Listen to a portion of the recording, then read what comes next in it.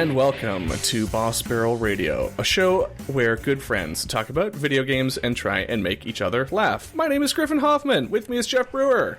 One day I will succeed in making you laugh. James Scherer. I don't know if I will. I'm going to try. I'll do my best. Welcome, gentlemen, to the Octagon. How come they never have septagons? Septagon. I thought you were just going to ask, how come they never have sex? Like after the MMA? Yeah, how come when they do the wrestling, how come there's no intercourse ever Listen, happens? I've got a channel for you.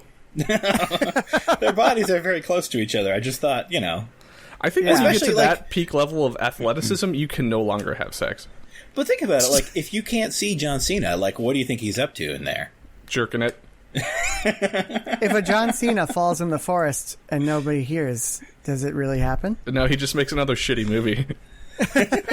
Hey, he's gonna be in Fast 9, dog. Yeah. Is he? Yeah. So he's already in the best movie ever made. Didn't he do like a promo when the Switch was new? Didn't they like put him in a box on a mountain and have him like play Switch with people? I remember the mountain box, and I feel like John Cena would be someone Nintendo would choose. Yeah. For the mountain box? For the mountain box. Thanks, Reggie. for the square octagon. You think when they look back on the tremendous success of the Switch, they're going to point to that moment and be like, wow, that was really the pivotal moment where we built that box on the mountain and put John Cena inside? They're going to be like, how do we capture that fire that was 1-2 Switch? I think that was the game that he was playing with people. Probably. He probably was milking cows. I was going to say, I'm sure they've had John Cena milk a cow. Yeah. Or eat a sandwich. One or the other. I could watch either of those all day long. And you can on the Food Network, Jamie. And his name was John Cena. Am I the only one of us who bought 1-2 Switch? Probably. Am I the only one who's that yes, stupid? Yes, you are. Okay. I bought Nintendo Labo, so, That's fun, though. I thought you enjoyed that. People seem to be generally positive on that. I mean, its novelty wore off quickly, but... Yeah, I would say don't hate yourself for that. It's like buying some Lego. Well, I'll let you know when I actually build anything other than the bugs. No. It's still new in box. It might have some cat vomit on it, but it's it's going to be worth a lot. Mostly undisturbed. It's going to be like the Hanafuda cards in like 30 years, so make sure you hold on to that. Remember when Nintendo used to make pianos? With that kind of talk, Griff, you're getting a job at IGN. I'm sorry, I was doing my best Tim Rogers impression.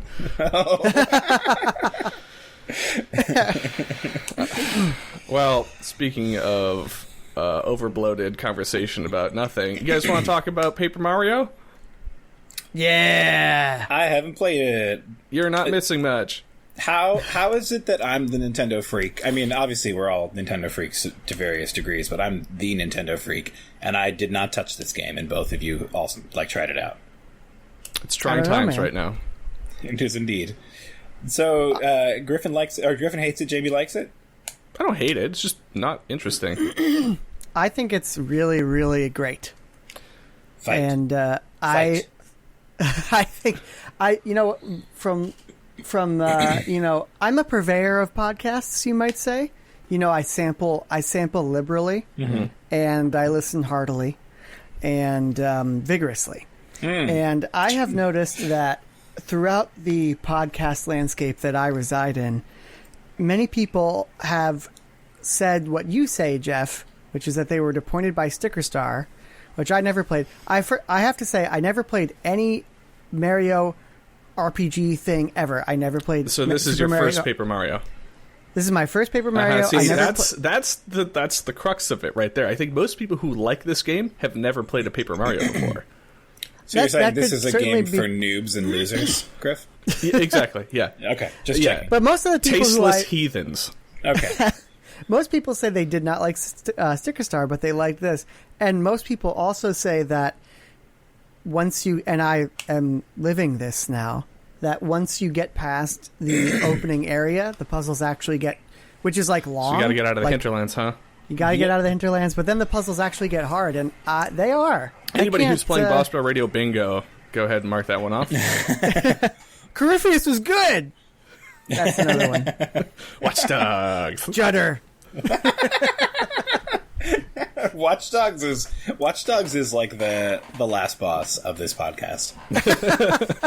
When we all like Watch Dogs is the day that we retire the podcast. We're all purchasing Watch Dogs Legion on day one, right? You said Legion. Legion. Watch Dog Legion. I don't want to be disappointed in it, Jamie. Oh, jeez, Jeff. I heard you. Man. Nasty. You nasty man. But I'll say what I like about it real quick. And you're right. So if this is from someone who's never played this type of game before, I think the humor is really landing for me. I love just the look and the feel. I love the environments, even the music. I'm really digging. And initially, I was super into the puzzles. They were breezy, but they were active enough, and my mind was working enough where I was, kind of in like the flow state, and I was enjoying myself. And now that I'm in the third main area, it's actually pretty challenging. And you're thinking about item conservation as well as solving these puzzles, which can sometimes be challenging. And the nice thing about it is there are so many... The way that the game makes you feel best is if you do a combat encounter perfect. So if you line up everyone perfectly and you execute on your combat things, which are like little QTEs, perfectly, the game really makes you feel good. But the game's also really good at giving you like a lot of opportunities along the way for just asking it to bail you out. And whether you do that like by paying the toads that are spectating the battles with money that you've collected to help you out, or whether it's just pressing X to ask Olivia, your little in-game companion, for a clue when you're doing like an environmental puzzle. There's a really good example. I was on the second main area, and I had just looked everywhere. I had no idea where to go next, and I just, for the first time in the game, I pressed X. You can press X at any time, and Olivia will tell you, like, maybe you should do this. So I pressed X, and I was standing on, like, this cliff. And there's a lot of secrets in the game. A lot of secret areas. It plays with perspective, which is kind of cool because it goes along with the general feel of the game. And so I pressed X, and I'm looking over this cliff, and Olivia's like, it would be really useful if, like, you were to, like, just walk forward right now and just fall straight into a pipe that would take you to the end of the level, wouldn't it? And then I literally just walked forward one step and fell off a cliff, and then into the pipe. And I feel like it's the hint system is really good, so it's kind of firing on all cylinders for me. I don't think it's like GOTY material, but I think it's a fun little, chill with your virtual buds kind of thing. It's not GOTY material, but it's not grody material. Nice. So the gimmick in this game is twofold. Multifold. Oh man! Would you say that the combat system is 3-dimensional? No, not at all. It's 2-dimensional. Honestly, any number of dimensions works for this joke. Carry on. Yeah. So the combat, I think, is Jamie, you kind of spoke to it there, and I think it's probably the most interesting part of the game, where you're kind of sitting on like a dartboard, kind of a play field, and you move the enemies around certain lanes or rings to then hopefully align them into a pattern that then you can use your attacks to ideally kind of get like a one-hit kill and optimize your battle tactics. So I think that's pretty neat. And like you said, there's still that timing element and the QTE that happens with the combat. It wasn't really speaking to me. I was like, oh, okay, here we are, right, Mario. And then there's also like this, three-dimensional folded mechanic thing where you're kind of moving around the world and then peeling things apart or rebuilding the world with making it rain with confetti. So that's kind of what this game has, and there's like an active item system in it too, which is kind of different. When you say active item, what do you mean, Griff? Like you can utilize items outside of combat and in the world, and not just for puzzle solving, but just like I can heal myself or cast a fireball or something like that. So slight differences. Battle items can be used in the field essentially. To do their battle effects in the field. Yeah, sometimes that's cool. It's unlike a Paper Mario in that you have items that you use outside of combat. Okay. Can I ask a couple of questions to both of you guys? Well, this is maybe a Jamie question because it sounds like Griff played a little bit and then was like, I'm done. Mm-hmm. Jamie, how many thousands of coins do you have that are unspent? So the game is good about... I think the game is good at giving you like tens of thousands of coins, but making you feel like a baller at a strip club, but the strip club is... it only employs toads. And nice. What does that mean? Nice. So, hold on, carry on. My kind of club.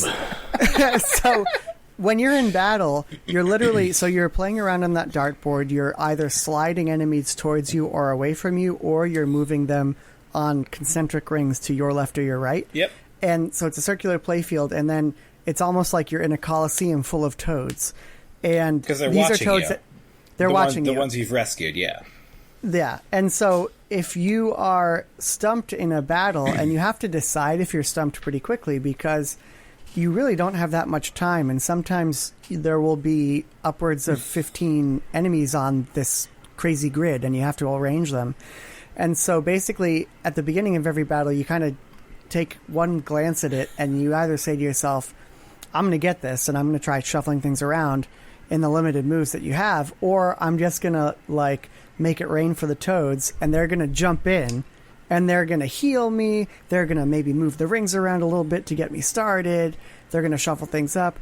So the fact that you have so many coins encourages you to do that, which I feel like prevents you from feeling frustrated when it's a really tough one, and also encourages you to spend money on items which break, and also accessories which don't break, but really change the game. Maybe they'll give you more time on the timer. They might give you more hearts while in battle, and those can be pretty expensive comparatively.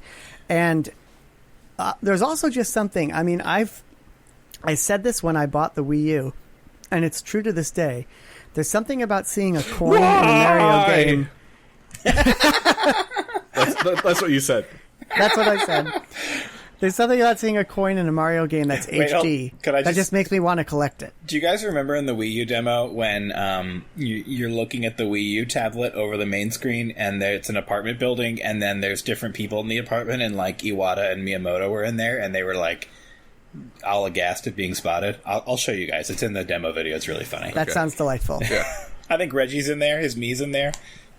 It's real good. Carry on.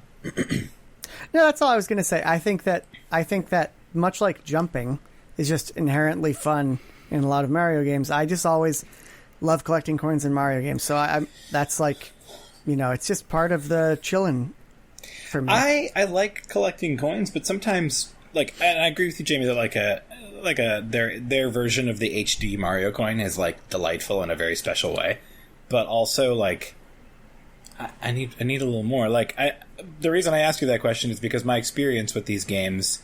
So, okay, you've not played Mario RPGs, so you don't really know that after Super Mario RPG, or maybe you do now. It's all about downhill. No, I don't agree with that. Basically, the developers who worked on that game forked, and like 2 different studios were formed that did Mario RPGs. There was Alpha Dream. Oh, I see what you're saying. Okay. That did Mario and Luigi, and then there was Intelligent Systems that did the Paper Mario series. I only really had a lot of exposure to the Mario and Luigi games. Those were very good. Which stuck more true to the Mario RPG's SNES Square systems. Kind of. I mean, more RPG. They leaned in real hard on the timed attacks, I feel like. Sure. Yeah. And, yeah. So, the reason I asked you about the coin thing is because my experience with some of the easier Mario RPG type games is they just give you like a deluge of resources to the point that the entire game is trivialized. Like, I'm envisioning that you just have thousands of coins and your scaling on coins always exceeds whatever new shit you need to buy. Is this correct? Oh yeah. Yeah. Oh yeah. Yeah. And then at that point I'm like, what's the point? It's not Dark Souls. It's not Dark Souls, but it's like, the problem is like, right, like there's no experience, right? So like, what's the point of fighting a battle if your reward is a resource that is so infinite that you'll never use it all? Right, and I think the one good thing, about this video game, games are fun to play. I think the difference with this Origami Killer game is the battle origami is the combat is actually more fun than it has been in a Paper Mario game because of the strategies involved. Like you could just ham fist your way through it, but I think it's really appealing. Like, how can I optimize this battle and get it in one round?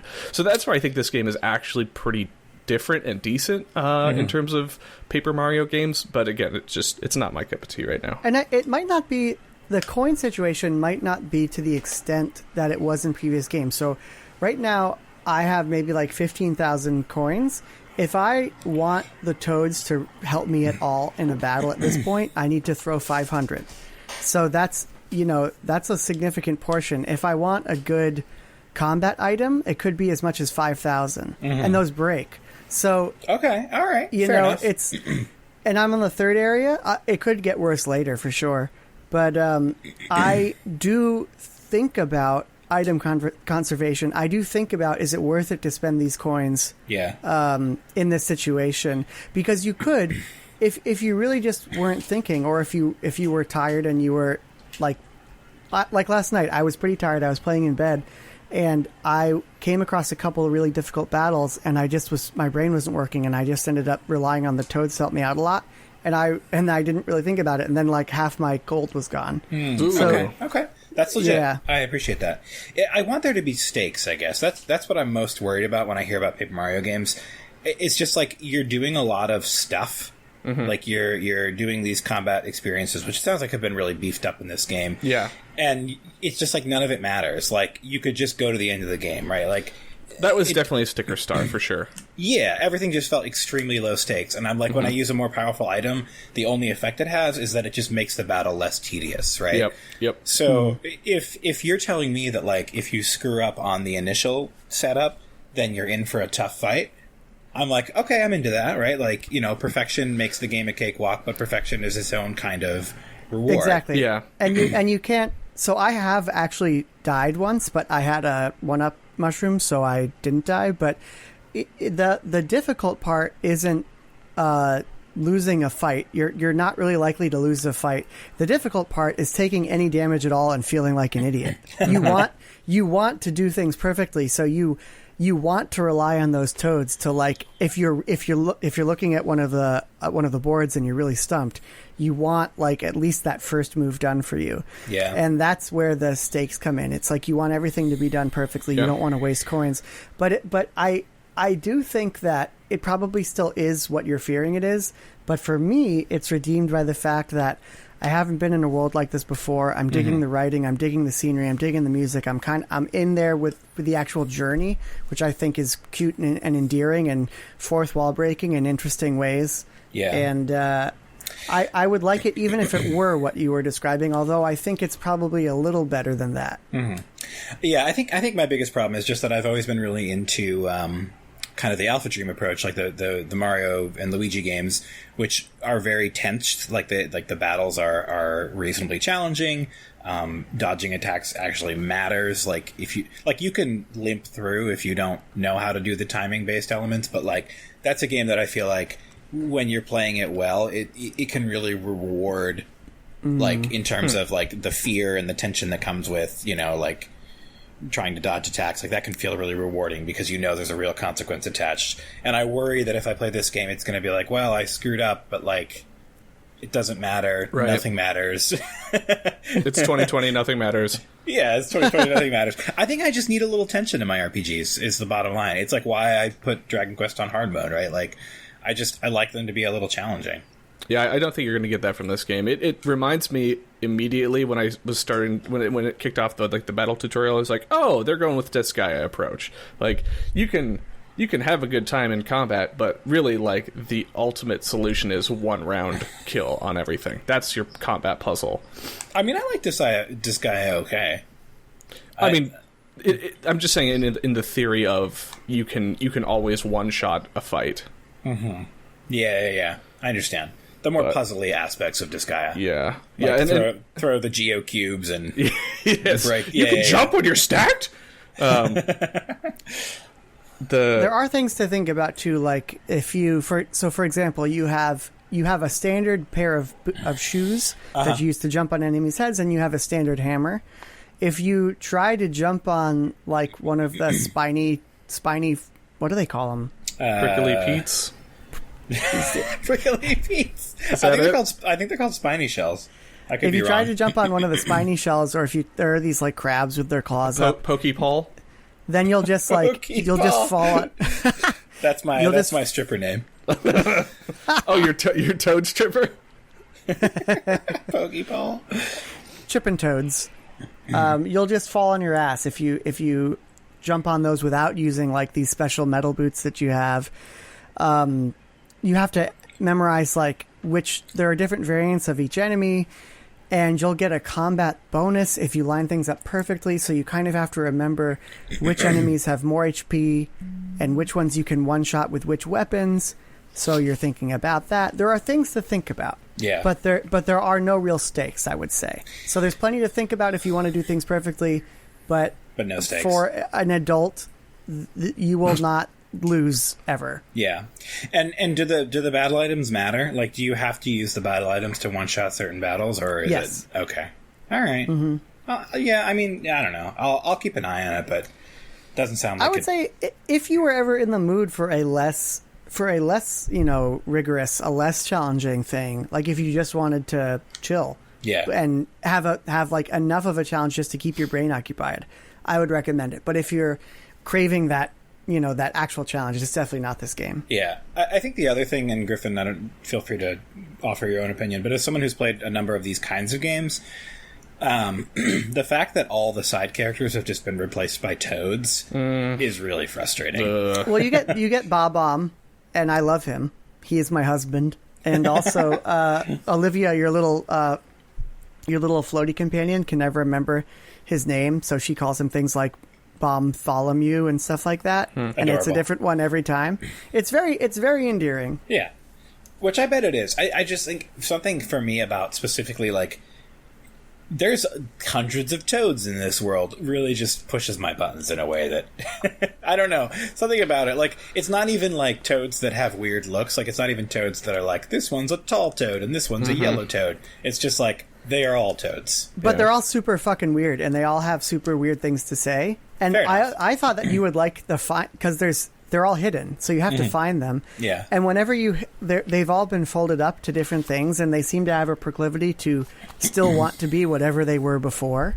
So, like, one will be a butterfly, and then you'll fix him, and then you'll just continue to see him frolicking like an idiot, flapping his arms, trying to be a butterfly. That's cute. I like that. Yeah, it's cute. I mean, and I think I'm the only person who doesn't abhor Sticker Star. I enjoyed it on some levels, and I think there too, that's where we started falling down that hole of like everything's a fucking toad.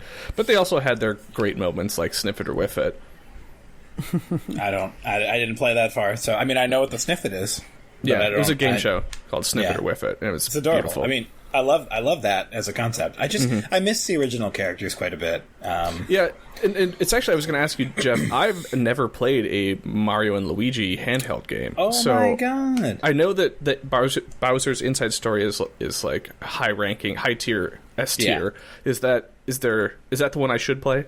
Yeah, and there's a 3DS remake which I think is supposed to be pretty solid, so you can grab that. Yeah, or you could grab the original DS game. They're both great. Cool. Okay. There's a lot of leading into. I would imagine that game plays with the Mario's relationship with all of the enemies and the grunts, and this game does that too.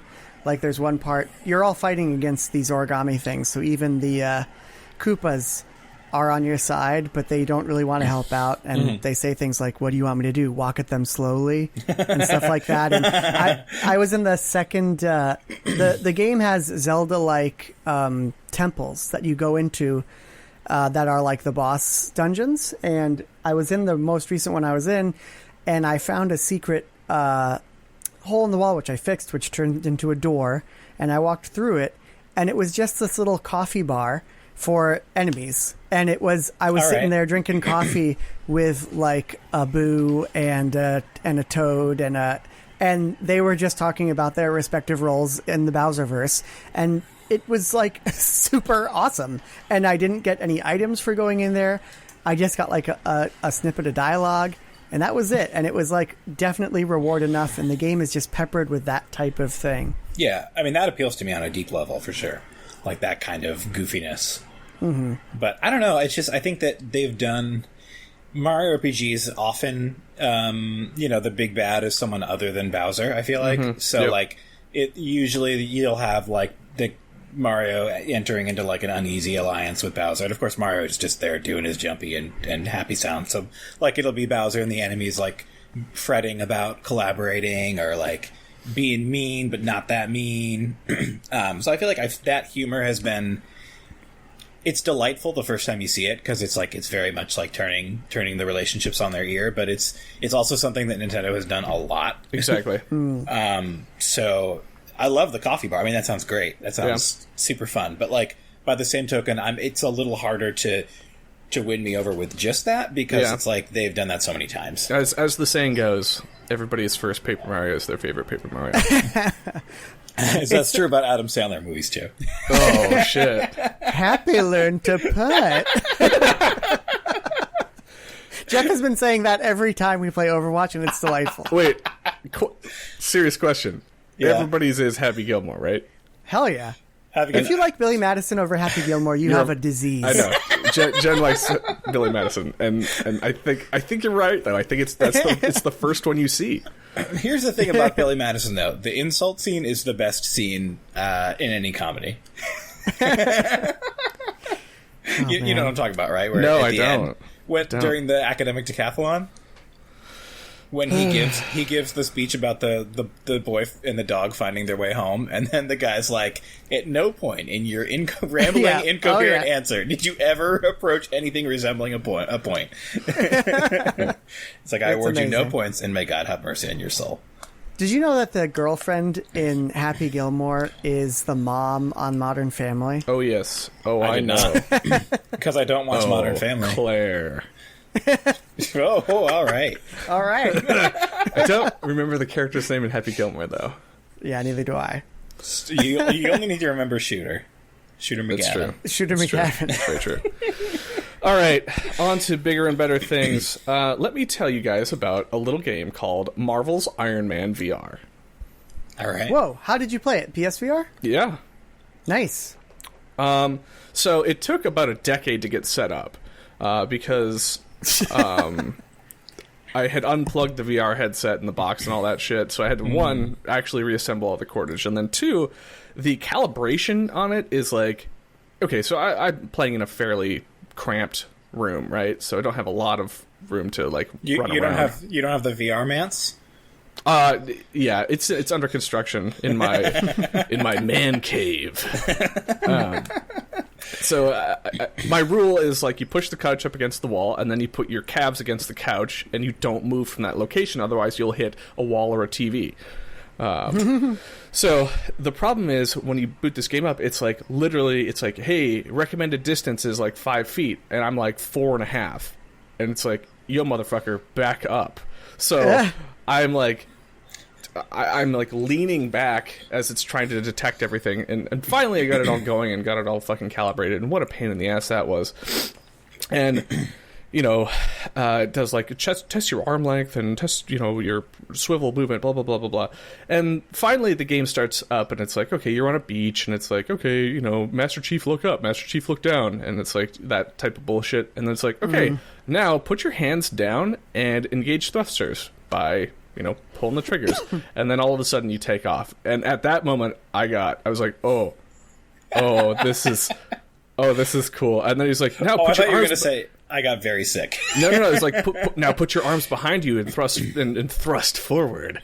And I did it. And you're flying over this, body of water, and the credits start like showing up over the horizon, and you can, go faster by putting your arms further back behind you, and really like utilizing it like you would an engine, and like dictating that angle of velocity. And I was like, oh shit, like I was getting goosebumps, and I was like, oh, this is fucking rad as shit.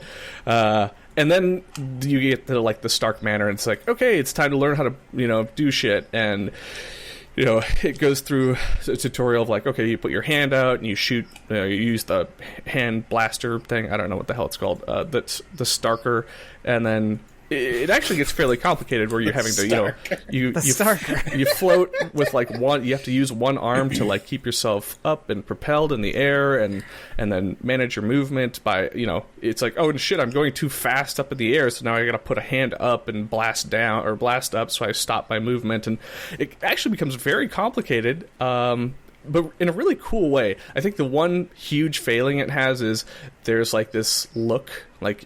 The problem with VR, right, is you're in a 3D location, you're flying around, so now it's like the target's behind you. Okay, so how do you look behind you? Well, you have to press a button to like, turn your vision cone by 30 degrees.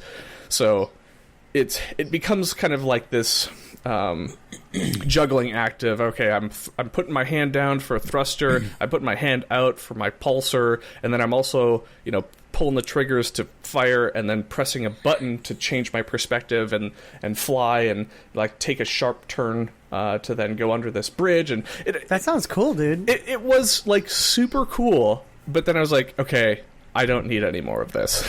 And the game then solidified that by putting me into the Stark Manor. It was like, now you're playing as Tony and you're going to go on a date with whatever her name is, Pepper Potts. With Pepper Potts? Are you shitting me? Mm-hmm. And you walk around. Was it like full summer lesson? Oh, dude, there was a part where it was like, she was like, here, Tony, grab your glasses or something out of her hand, and was like, so this is where it happens, huh? This is where I just do it happens. I do the honka honka. I just want to be in the room where it happens. I love how you finally watched Hamilton, so now you can make stupid white people Hamilton references. I'm so happy. Oh, man. So at that point, I was like, okay, if it's going to be more flying around and uncomfortably shooting things, like, I don't think I need any more. And also the clock was ticking in order to get, Origami and Ghost of Tsushima. So I threw that bad boy back in the mail and didn't play any more of it. Did you get sick? No, I don't. I don't get sick in VR. You like ever? I'm a new type. Your synchro ratios are off the charts. So my PSVR yes, my mother is my PS4. My PS4 is definitely way too close to my couch, and I can't do anything about it. So the tracking is all off. So in addition to PSVR not being the best, I get drift. And so, have you tried filling your room with LCL fluid? I fixed my Joy-Con drift with a little bit of WD-40 contact cleaner. You tried just spraying that in your eyes?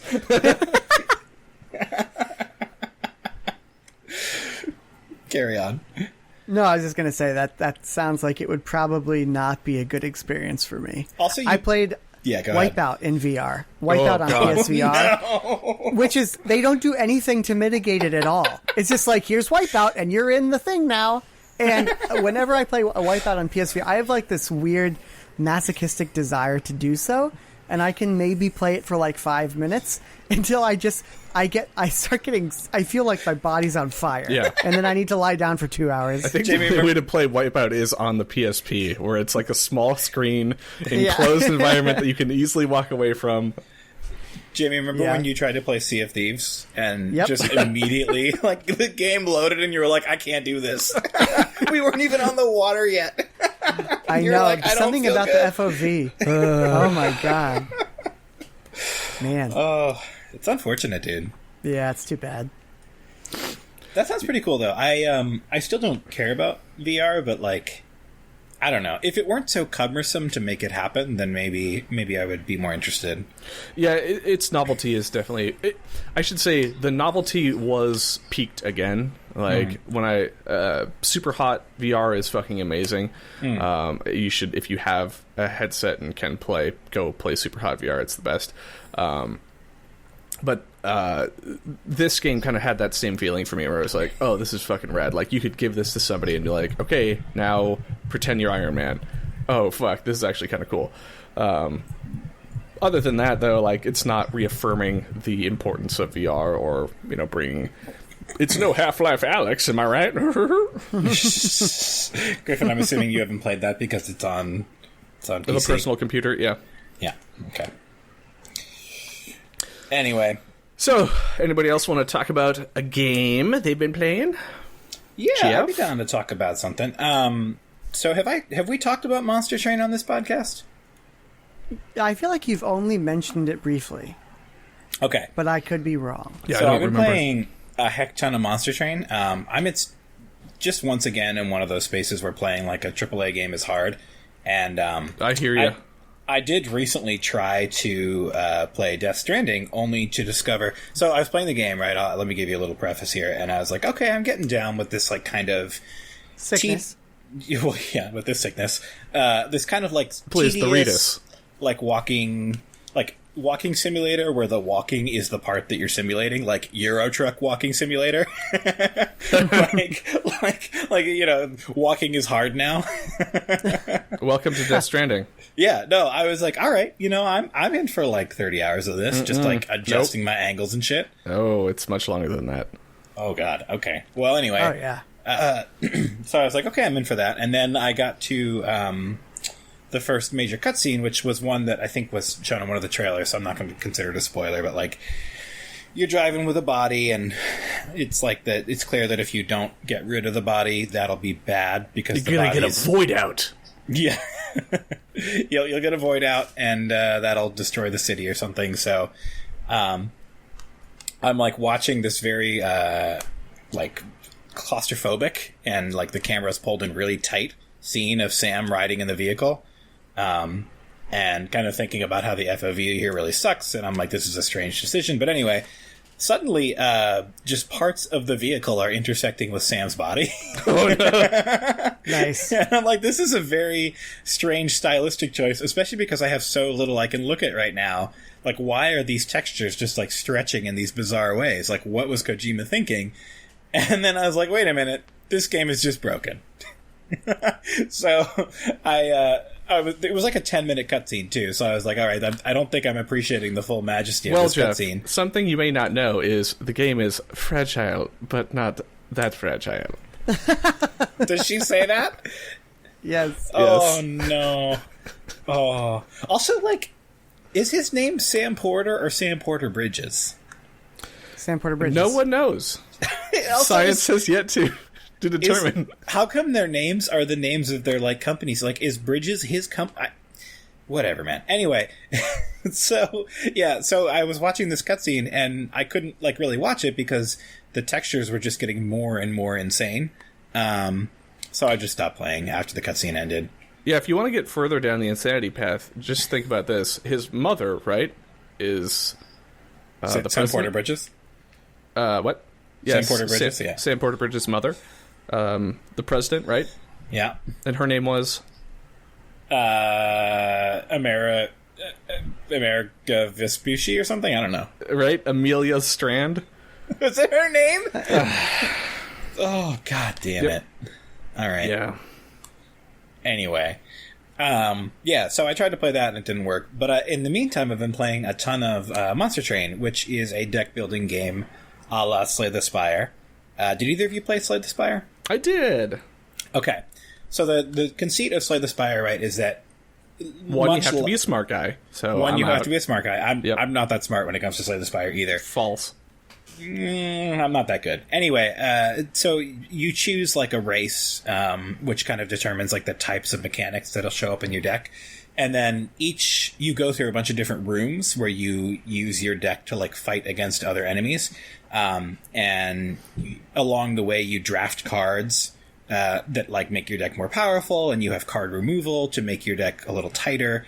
And you also have like artifacts, which do like basically global buffs, which happen outside of your deck. Oh, wow. So very, very Slay the Spire. Well, I'm describing Slay the Spire. Oh, sorry. But Okay. Monster Train has all of these elements. Okay. So yes, it is very Slay the Spire, but it adds some really cool new wrinkles. So number one, there are 5 different races, right? And when you start the game, you choose your primary clan, but then you have an allied clan. So every game you play is a mixture of 2 races. So it's like a dual color deck in Magic, right? Never And played. then, all right. Well, anyway, your primary clan, you get a champion, which is like a really powerful monster that you develop throughout the run in different ways. And you're always, the way the game works, like you always summon your champion on the first turn. Are you saying that because it happens, or because that's like standard rule of professional play? No, you don't have to summon your champion, but your champion is always in your starting hand. So there's a couple of like hidden rules. Unlike Slay the Spire, where you like your character is out and you're using cards to do attacks and stuff, this game has creatures, not unlike Magic, that have like toughness and attack power. And so every starting hand in encounters, you get like one non-standard creature and also your champion. And your champion costs 0 energy to bring out. So like you're heavily incentivized to summon your champion from the get-go. And a lot of runs can be built around your champion and their unique abilities and, like, protecting them. So, like, a lot of times they'll be glass cannons. Like, they'll have really low health, but they'll have really powerful or interesting attacks that alter the flow of the game.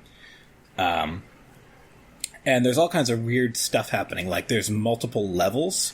So you're on a train, right? And monsters are, like, coming... Or not monsters, but angels, which are the enemy, are, like, coming onto the train and trying to go up and attack, like, the heart of your train, basically, which is your life points. And so you're building on 3 different levels to try to, like, defend yourself. And there's lots of cool stuff going on with the levels. Like, sometimes there'll be progressive effects that, like, either make monsters weaker or more powerful if they go up a level. You can move monsters outside of, like, their normal movement. Like, you can descend or ascend monsters. And then, like, different floors have capacity. So, like, you can only have so many creatures on one level. But if you ascend or descend a creature, you can get around capacity limits. There's all kinds of cool stuff going on. Yeah, and it's super cool. And so, like, there's creatures, there's spells, and then there's also the artifacts, which do all kinds of cool stuff. And it's like basically Slay the Spire, except clearly a little bit higher budget. Okay. Not significantly higher budget, but a little bit.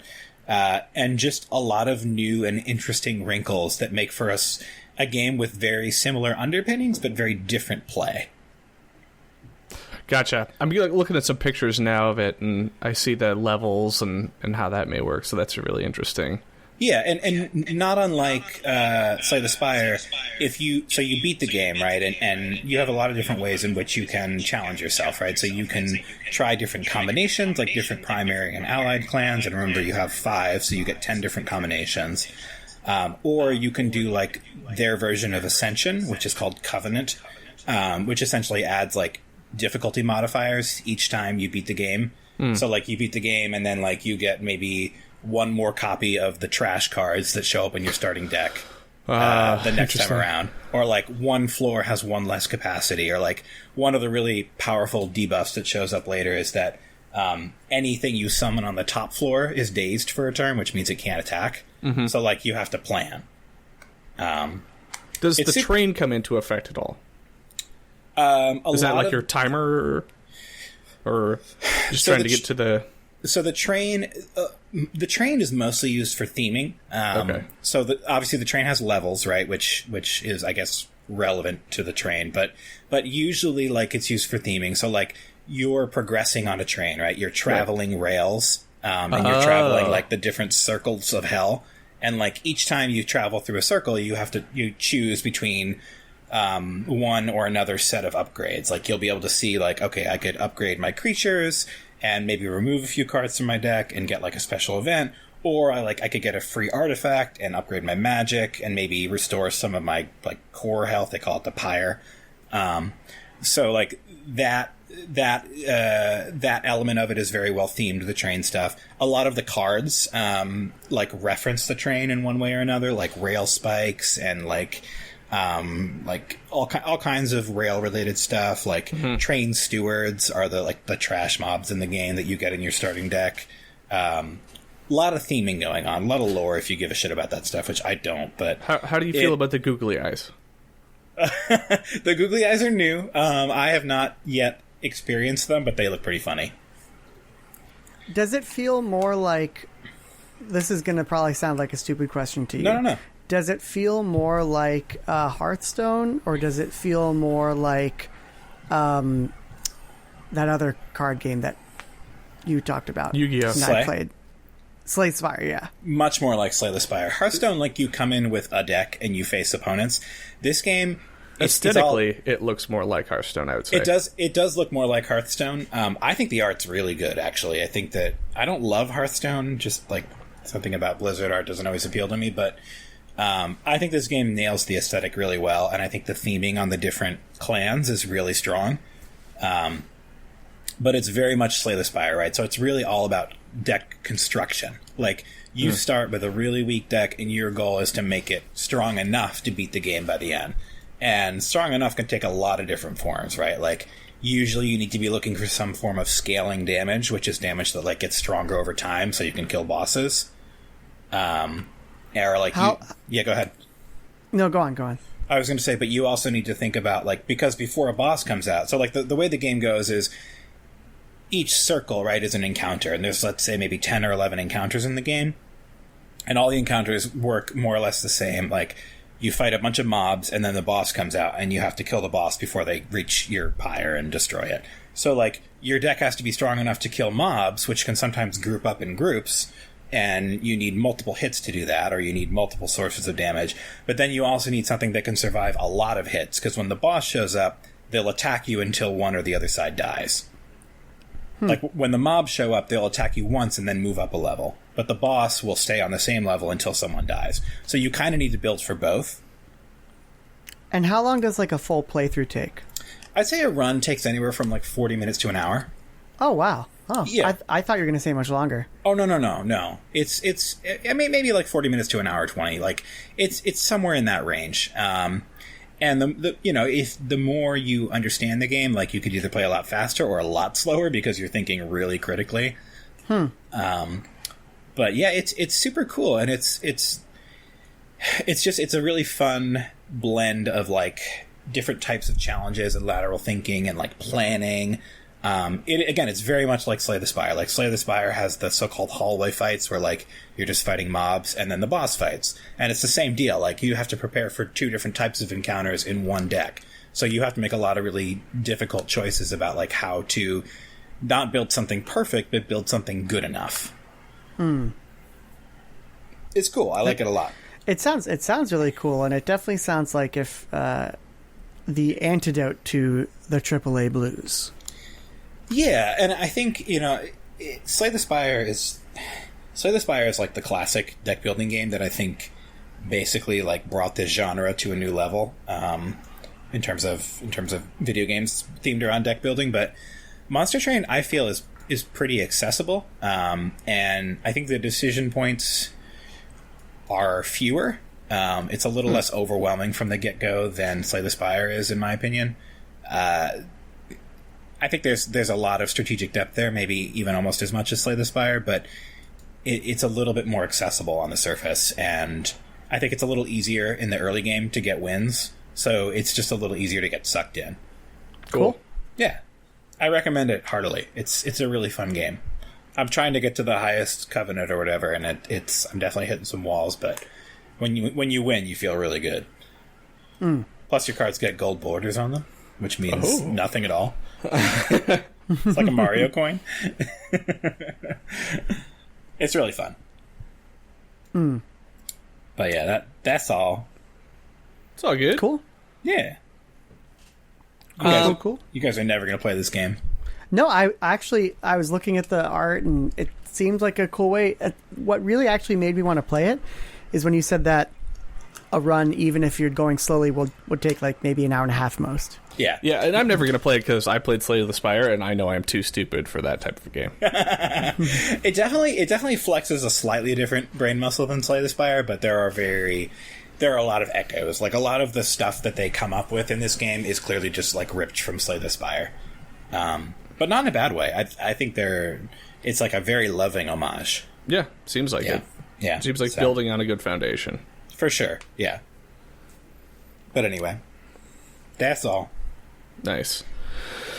Well, Jamie, do you want to talk about another little game the both of us played that's relevant? Which one? The samurai. The opposite of Monster Train? Yes. The samurai. I actually didn't play that much of this. I did not dislike what little I played, but it does seem to be bouncing off me pretty hard. That's so Same sad. here. Yeah. What I just, and my reasoning. So we're talking is about that- Ghost of Tsushima. We're talking about Ghost of Tsushima. My reasoning is, I just played the most AAA of all AAA games, The Last of Us Part 2, and loved it. And, like, loved every second of it and thought it was, like, a really transcendent experience. And I guess that pushed my expectations out of wonk for this one. And the second I started playing this one, and, like, it wasn't completely smooth. Like, there was, like, a rough There's edge some rough here edges, and there. sure, yeah.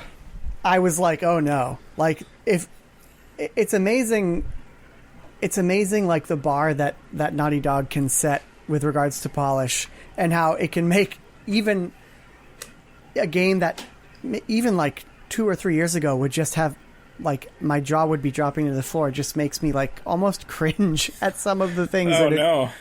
And So I'm going to jump in real quick here, and it's funny you say that, and it's also amazing that Jeff brought up playing Death Stranding, because when I started playing Ghost of Tsushima, I was like, oh, not again. I can't. No. Yeah. No.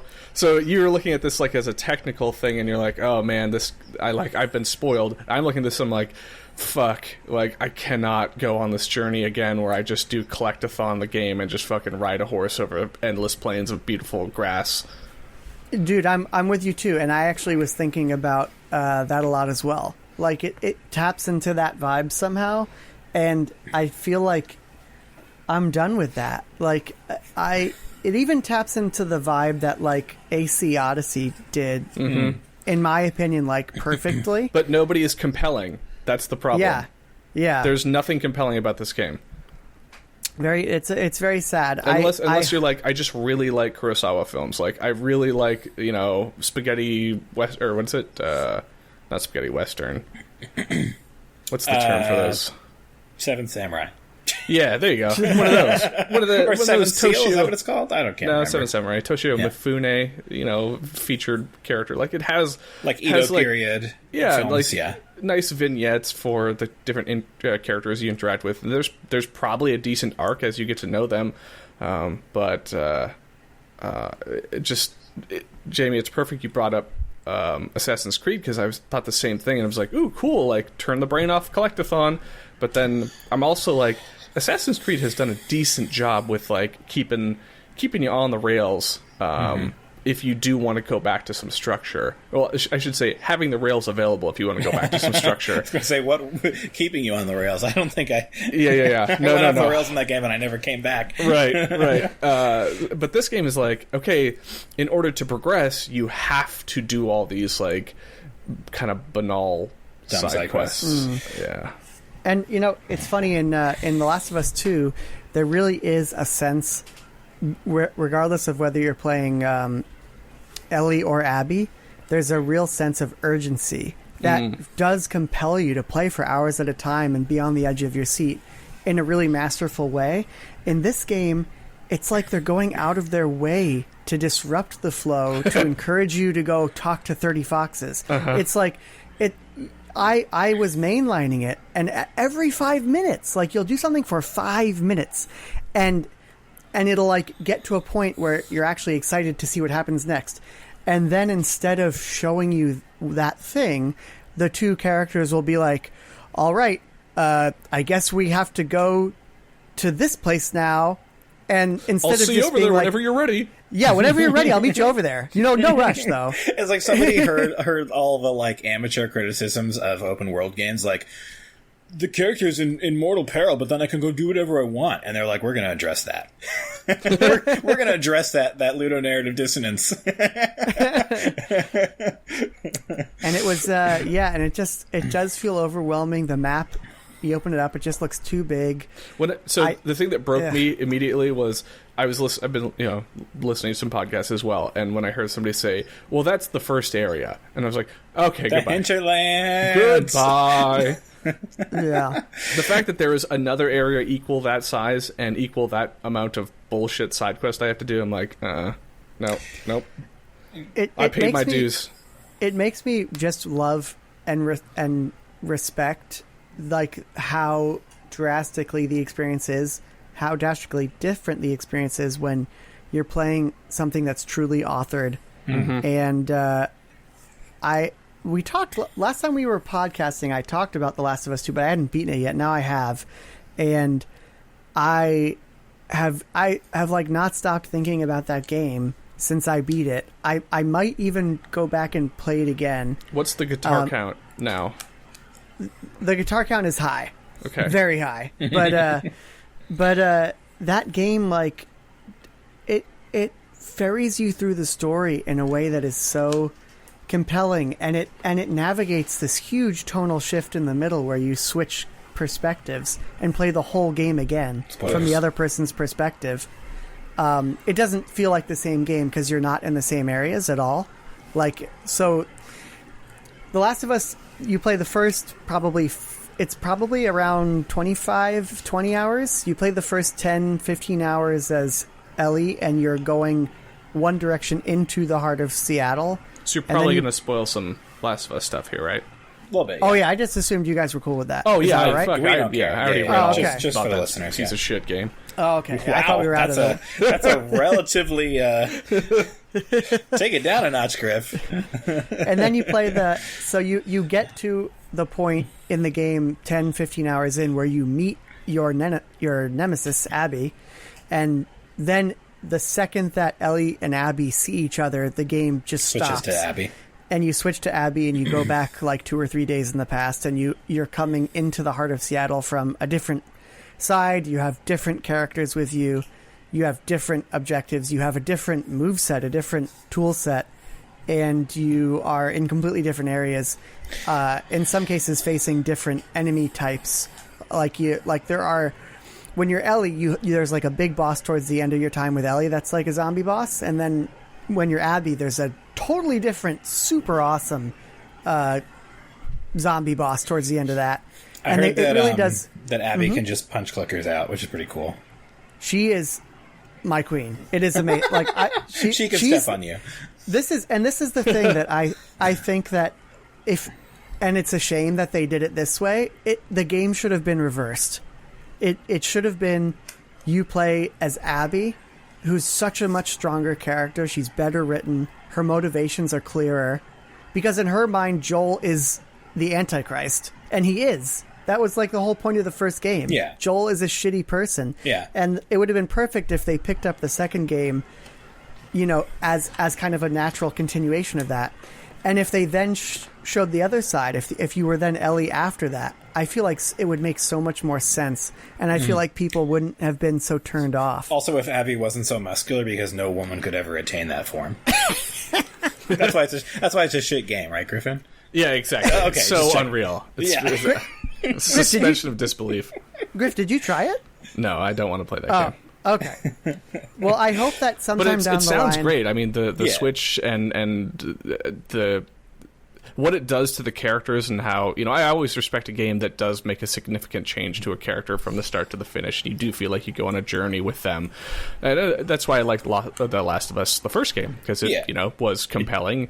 And from everything that I've heard, Last of Us 2 is the same thing, but I just don't have any interest in murdering a bunch of people and being suffocated. Yeah. So the thing is that I feel like a lot of the press response to this game, and it is true. There are times in this game where you will feel horrible, but it's not. I felt like when I was playing Death Stranding, the tone was so oppressive that I carried it with me when I stopped playing, and that's what I disliked about it. In this game, what? In Death Stranding? It was so oppressive and... Yeah, like I just thought like the feeling of desolation and isolation. You have your Monster Energy drink. Just throw a piss grenade. You'll be all right. I don't know. That was my experience with it. It's a game where you don't have to kill dogs, so already better. But the thing is, so I too, when I learned that you had to kill dogs, I was like, fuck this game. I can't believe that they would do that. That is so needless.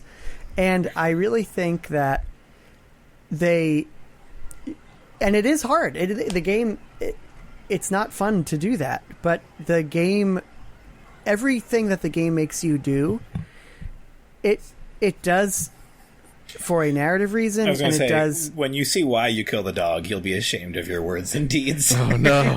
No, it's not. Does and the it's not dog about- breathe through its skin? We're fucking with you, Jamie. I know. The thing is, I think what a lot of critics got wrong about it is it's not killing the dog that makes you feel bad. That's just one small facet of a Yeah. broader situation that makes you. I don't even have my thoughts like ready. Like I've been thinking a lot about the game, but I haven't like sat down and really parsed through my thoughts. So I'm sorry if I'm like tripping over my words and I'm trying to describe things, and maybe you guys can help me get where I'm trying to go. Mm-hmm. But like killing the dog is uncomfortable, but it's not as uncomfortable as you might think. But it does put you further towards this game's ultimate goal of having you experience a story in a way that you haven't before. Mm-hmm. And I know that sounds highfalutin and grand and blah blah blah, but that's genuinely how I feel about this game, especially towards the end. Like this, especially the second half, and all of these things are necessary to get there. Mm-hmm. Like the killing the dog is a horrible but like contributory part of that. It's not like there's one scene, right? Like there's this moment where young child Kratos has to kill the deer and put it out of its misery. You're not like doing that to a dog. Like dogs are an enemy type. Dogs are an enemy type, but there's how can I describe it? The game is very good at. I mean, I think Wait, don't I was dwell on- on the dog too much. I mean, Okay, I'm just go saying ahead, I don't. Jamie. I But don't I wanna was gonna. Jamie, But I was gonna- Jamie has a thought. Yeah. I was going to speak more broadly about. So I think the game plays with ludonarrative dissonance, and it's hyper aware of that, and it's like a direct response to all of the Uncharted games. And I feel like over the course of your time with both characters, the ludonarrative dissonance is just growing and growing and growing and growing until you're kind of in like an uncanny valley of ludonarrative dissonance, and it plays with that, and it explores that. And it does a good, in my opinion, it does a good job of it. And if it weren't constantly pushing you towards these things, and making you do decisions that, like a lot of people approach the game. I was watching a video about quote unquote plot holes in the game, which question the characters' motivations. And I think the whole point of the game is that you're in your head, you're begging these characters to stop. You're like, you had a nice life. Stop. And that's what I was thinking. It's like, this sucks. That's the whole message of the game. This sucks. This sucks, but it does more. That sounds like that's like very facile and very very simplistic. I think it does really interesting things with that, and I don't want to fall into like the trap of like, you know, talking about the game in a way that seems really really highfalutin, but so when I play this game, so Neil Druckmann's Israeli, right? And I feel like this game is about Israel and Palestine. I mean, honestly, that's basically like more or less what he said as an inspiration. And I think it does it. And as someone who, you know, I'm Jewish, and as someone who has people in my family who are very pro-Israel and people who are very pro-not Israel, and I've grown up and I've had these conversations with my family for years and years and years, and I've thought about it, and I have people in my family who served in the Israeli military. I feel like the emotions that come up from those kinds of conversations ring so true to my experience of talking about this stuff. And I feel like the game does such an incredible job at kind of snow globing all of that. And you're just constantly shaking the snow globe, and there are literally snow globes in the game that you're and I feel like that's what this game does. And I feel like it's easy to say killing a dog sucks, and like why do these characters keep going? There's no but I feel like it's harder, and I can't. I'm failing at doing it right now. It's harder to describe why it works, but I feel like it does.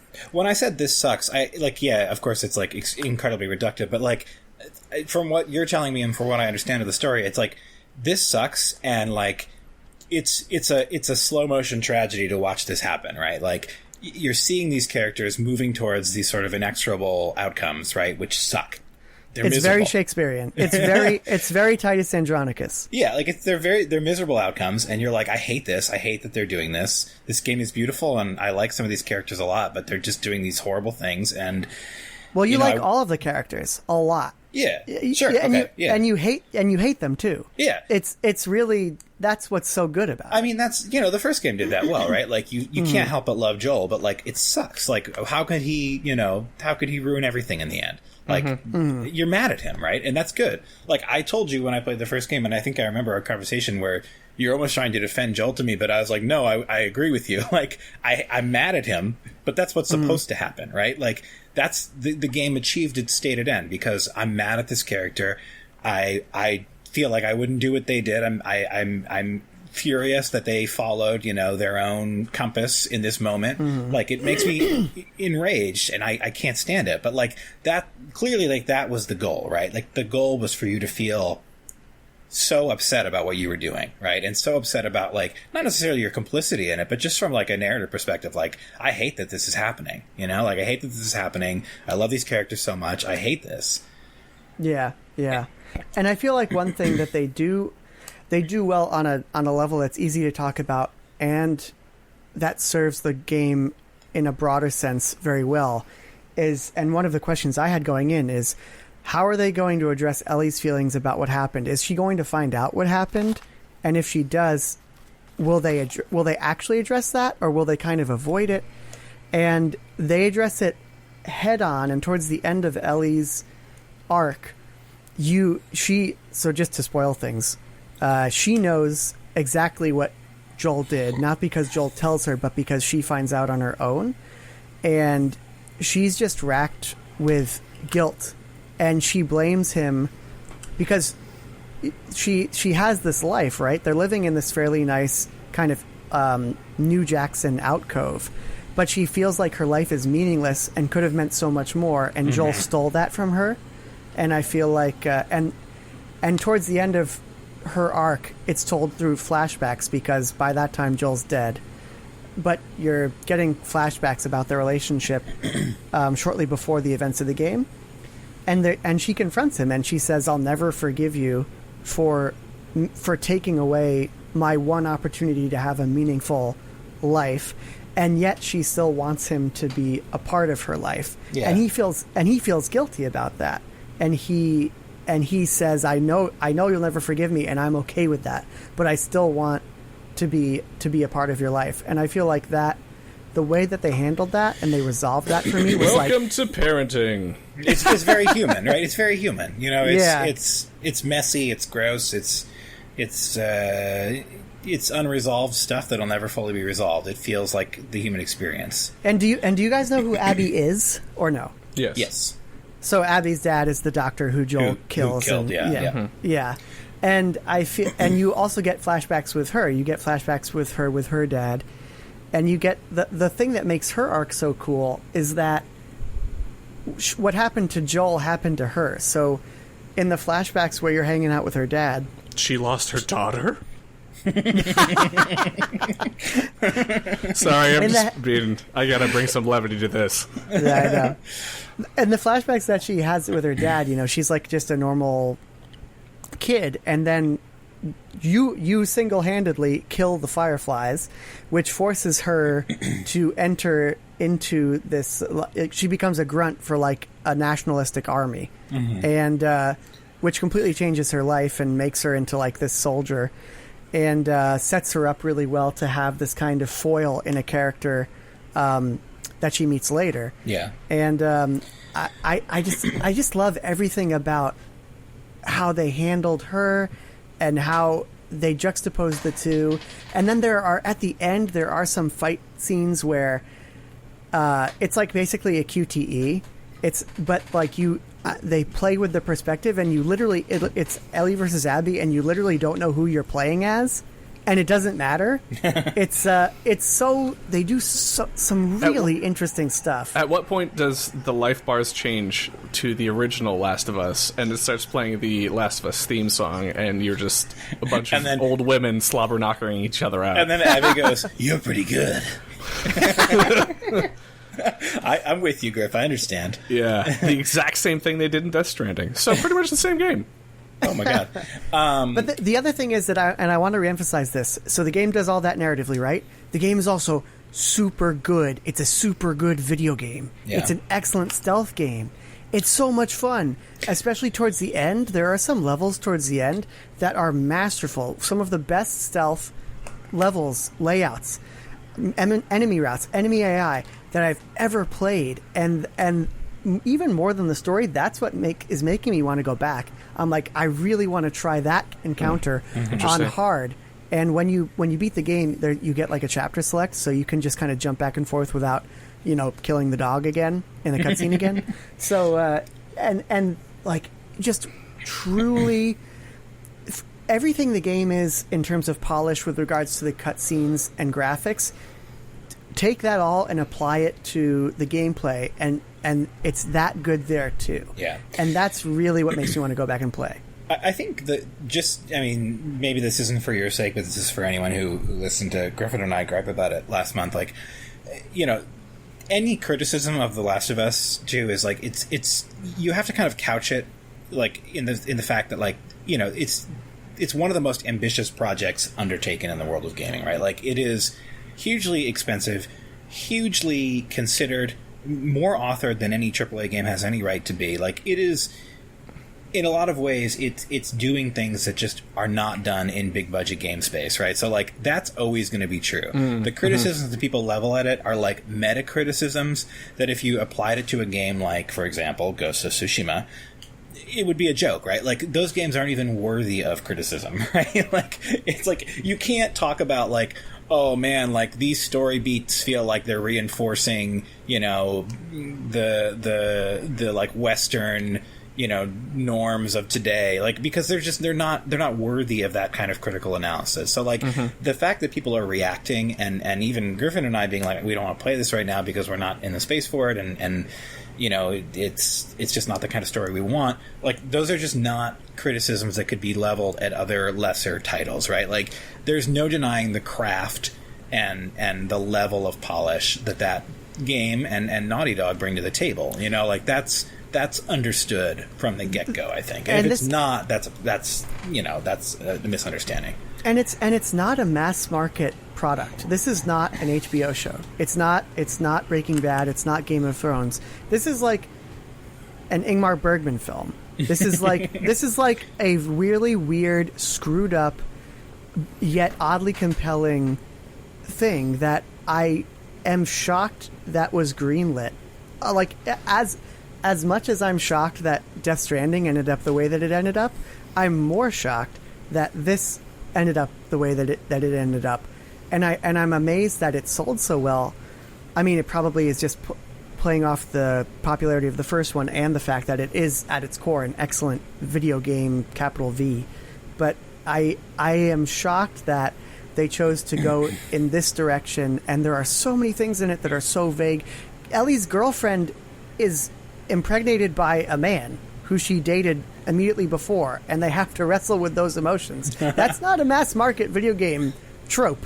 Like that's but I would say it is. I mean, it could be fairly popular HBO show trope. I think you're giving. Also, is there a minigame for that? Yeah, do you do you swivel the analog sticks to get her all hot and bothered?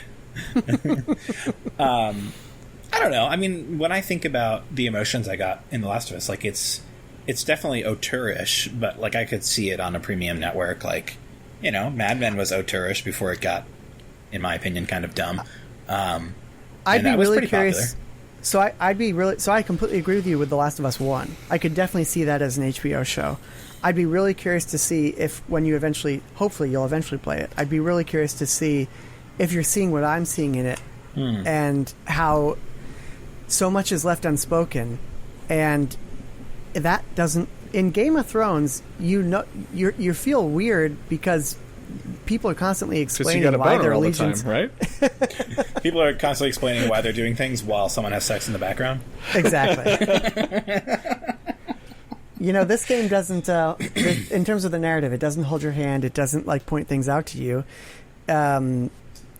I really hope that you guys do play it eventually because I want to talk about it with you, even if you hate it. Like I want to talk about like the plot points and the gameplay perspective stuff. Even if you both played it and you told me this is the worst video game I've ever played, I would still want to talk with you about it for hours, and I think we could. Yeah. So I'm hoping you eventually do. I don't think that's a possible take, right? Like, Yeah. that's just an absurd take. I think that, again, this is one of those moments where, and I've had this reaction a lot recently, I think just to the present moment, like, it's important to distinguish between criticism, which can sometimes be, like, academic or rooted in, like, critical theory and like, thinking about a product through the lens of, like, the current culture, versus, like, this game don't work. And, like, it's never going to be this game don't work, right? Like, this game work. like this game work, and this game worked very well, you know, and again, I think when something engenders this much criticism, both positive and negative, it speaks to its quality as a product.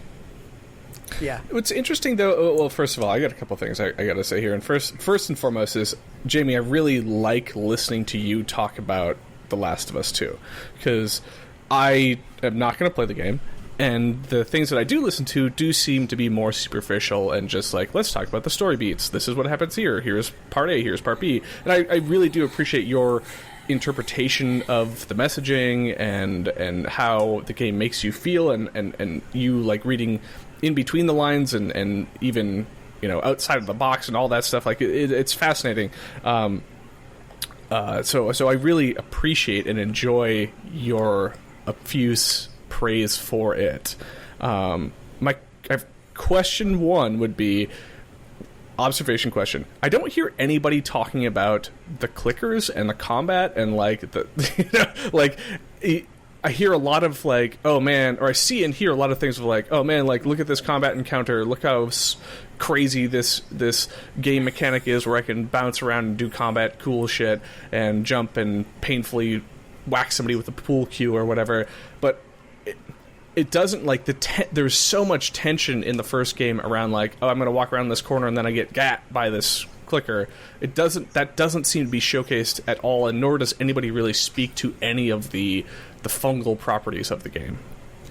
It's funny, and I think the reason for that is because the thing that is on your mind when you play it is the story, and probably because it's just so far, in terms of polish, in terms of the nuance of the messaging, it's so far above other things. So I think when people start to talk about it, what you're thinking of first is your emotions around those characters, because those characters are really something special. But I will say, like, when I say this is like one of the best video games I've ever played, I mean it. Like, it is fun to collect things. It is fun to cobble those things together into janky ass weapons, and it's super fun to kill clickers in this game, and there's a lot of combat in this game. It is not mostly story, it is mostly combat. And one of the things, so just to talk about the combat for a sec, why is it so good? The first thing is, there is such a slew of difficulty options that you just make this exactly the experience. Whatever stealth experience you are thinking you want to play, this game can be that. If you want to hear through walls, you can. If you don't, you don't have to. If you want the enemies to spot you like very quickly, and you really have to focus on stealth, you can make it that way. If you want the enemies to be a little dumber, you can do that. If you want to play completely ranged, you can do that. There are great silent ranged weapons in this game. If you want to do melee, you can melee, and melee is fun in this game. Whatever you want. And I think that maybe makes it hard to describe, because whatever you want, it's there, and it's in both characters. Abby's definitely a little bit more of a tank, but and she feels like more of a tank. She runs faster. She feels stronger. Everything about the way that she controls is different, which really refreshes the game and makes it almost feel like a lot of like how Okami almost felt like it was its own sequel. This game feels like it's its own sequel. Like, you play 10-15 hours as Ellie, who's kind of a glass cannon, and then you play 10-15 hours as Abby, who's like this Hulk.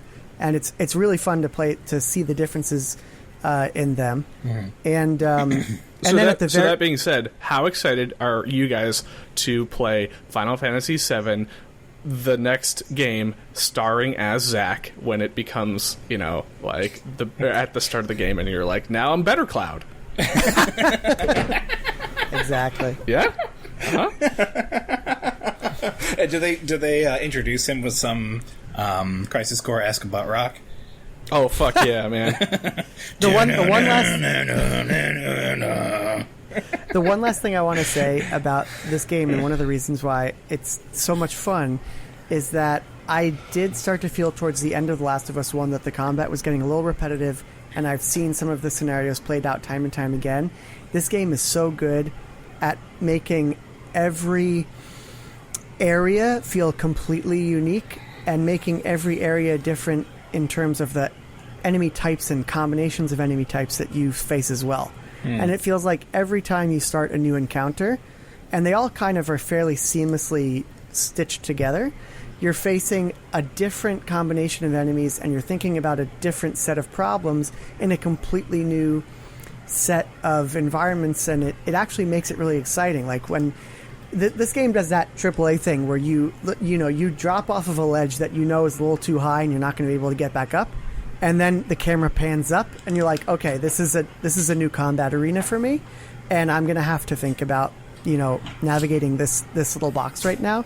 But every time that happens and the camera pans up and you see this new environment, you're like, oh shit, I'm going to go over there and I'm going to crawl under that train, and then I'm going to go over there and I'm going to get on top there, and then and it's so exciting, and they kind of like, they're very good at navigating you through these really complicated levels and showing you all of these various paths that you can take. And so it's really exciting to play. Yeah. I can totally see why Ghost of Tsushima just like is a diluted, pale comparison the way you're describing Last of Us 2. Yeah. And can I ask because we've talked about Last of Us for a while, can I ask my dumb idiot question about maybe next gen and just sort of the future of gaming? Do we think that there might be a backlash effect against these kind of bloated, nonsensy open world games, like finally? I hope so. You're referencing Ghost of Tsushima? Yeah. Has open world like kind of run its course? Are we going to see the pendulum swinging back next generation? I know you hate this question, Griffin, but I'm asking it anyway. In my opinion, I don't see anything changing. I think you're still going to have people trying to appeal to a once upon a time, like, remember when you could just make a game that was open world and you collect a bunch of shit in it and that was cool. But then, I mean, there's different variabilities there, right? Like Spider-Man was an open world game, and its gimmick was its traversal through it, and it was fucking awesome. And putting that into a linear setting would not have been enjoyable. Final Fantasy VII Remake, in my opinion, was perfect as is. It doesn't need it doesn't need an open world for you to go bumble around in and not be able to cross the sea because you don't have the sea crossing gem at the moment. I will say there were a few moments in that game where the linearity did sting a tiny bit, but not as much as it did in other FF7 games or FF games. Go on. But no, I think that it's not going to go away, and I think we're going to continue to see it in Assassin's Creed. We're going to continue to see it in other games that crop up. Now, wasn't there a statement that like can't remember what it's called right now? Valhalla. Wasn't there a statement that like Valhalla would have a smaller world, and then they like had to go back and recant because people got so mad? Yeah, it's the usual like measurement of map, right? Of like, oh, it's 3 times as big as Assassin's Creed. It's like this game is going to be smaller, and I was like, oh, that's great. Like they're going for a more focused experience, and then I guess people just rioted because apparently Assassin's Creed Odyssey was not just completely infinite enough for them. But, which is hilarious. Yeah. But I guess, I just kind of wonder about that. Like, have we, are we hitting open world fatigue? And, I think you're right, Griff. Like, it's foolish to think that there's ever going to be a significant change, because I think that open world is a way to justify, microtransactions and inflating prices and kind of make people think they're getting bang for their buck on these ballooning budgets. But I just was curious if you, thought this could be the start of a sea change or indicative of a sea change. The only thing that I could see from it is that people start to... We see an earlier fatigue in the generation. So, like, with the PlayStation 4 and Xbox, whatever the hell it's called, who knows anymore, 1, maybe? Sure, I don't know. Series X? No, Smart delivery. this current generation that we're in right now. We had Assassin's Creed Black Flag, and that game was fantastic and kicked off that new console cycle with also being available on the previous generation. But it was open world, and it was big and massive, and had a lot of cool environmental stuff in it, and that kind of set the bar. And same as what was the other game? The Hellgast. The anti-Hellgast. Killzone? Yes. Killzone 4? Killzone Ghost. I don't know what the hell it was. Killzone Shadowfall. There you go. Just put together a bunch of gray, down, explosion, army words. Yeah. that game also did take a more open approach, more... gosh, I'm really failing here for my game analogies here, but that game where you could switch the powers of the suits... and it would melt your PC because it was the most powerful game ever. Yes, Crisis, yep. Yeah, it felt more Crisis, and it's like, okay, go approach this scenario from the west or the north or from this tunnel or take this zip line in. And I felt like the generation started out with that mentality of like, we have all this power, so let's give you all these possibilities. I think you're right, Griff. It's like the temptation is so strong to be like, check out what the new generation can do. The worlds are opener than ever. And I'd love to hear your guys' thoughts on it too, but I kind of want to bring it back to Jamie's Last of Us stuff, and because I have more questions. And the thing that I would say is, I think one thing maybe Last of Us is going to do is being of the tail here of the generation and being so powerful for a second time. Hopefully, what that does do is, and Jamie, to your point too, like it's not taking easy street, like it's challenging the medium and challenging the status quo for what is a AAA game in terms of narrative. Hopefully we see more of that in games as we move forward. We see God of War, open world, but dealing with more mature themes and a classic character that now is becoming more of a character than they ever have been. So my hope is next generation God of War's is not open world, right? Isn't it like a wide linear approach? In the same way that Zelda isn't open world. It feels more open than other titles in its oeuvre. Yeah, I would say. Yeah, like if there's temples you have to go to in a certain order, but in between that, you can definitely go walk across Hyrule Field. All right. I mean, that's the kind of openness I prefer, right? Like, give me levels, but if you wanna make the world feel large, then give me a Hyrule Field. Yeah. All right. The Hyrule Field feel. So, Jamie, I just want to ask you one last thing about The Last of Us. Yes, sir. So, I'm not going to play this game. The feeling that I got after the first one was just like, wow, man, that was intense and beautiful, and boy, that story was said and done. And now, from all accounts, like, The Last of Us 2 didn't need to happen, but because of everything that you've said and your high praise for it, it sounds like, they made the best with an opportunity where it shouldn't have happened and turning it into something that now it could be something else. Do you feel there is a need for a Last of Us 3? And I'm saying specifically a need for it. Not if they make another game, they'll do it and they'll twist it on its head again, but like, does this set up a future franchise? No. I was one of those people, I did not want a Last of Us Part 2. I thought when they announced that, I was like, work on something else. And I like how Tim Rogers calls it some more of us. But I don't think of the two... I don't really think of the two as... I don't think of Last of Us Part 2 as like a sequel as a to sequel, Part 1. Right? That's kind of what I was wondering, yeah. It seems like it's its own game. Like, it's so vastly... the story it wants to tell could have been told without these characters. It could have been told with a different set of characters. And I feel like them choosing to tell it with the characters from the first game is maybe a marketing necessity or just a vehicle for them to tell this story that they wanted to tell. But you don't need to like if someone came up to me and they said, I really want to play The Last of Us Part 2, but I haven't played Part 1, should I play it? I'd be like, oh yeah, just play it. Or if someone said, if I play Part 1 but I don't play Part 2, am I missing out on some key elements of the story? I'd be like, absolutely not. Part 1 told a full, complete story with an ending, and this one does the same. And if they announce a 3, I'll be very upset because this one even more so is it just begs to be left alone. Yeah, and I hope they don't do a 3rd. Does that make sense? Last of Us Part 3, Abby's Revenge. Abby's Revenge. The dog's revenge. Yeah, you play as the puppy of the dog you had to kill. Oh shit, man! Now it just dovetails into John Wick. Oh, fuck. You just tear out Abby and Ellie's vocal cords and murder them. Oh man. Zombie dogs. What was that? Oh, okay, never mind.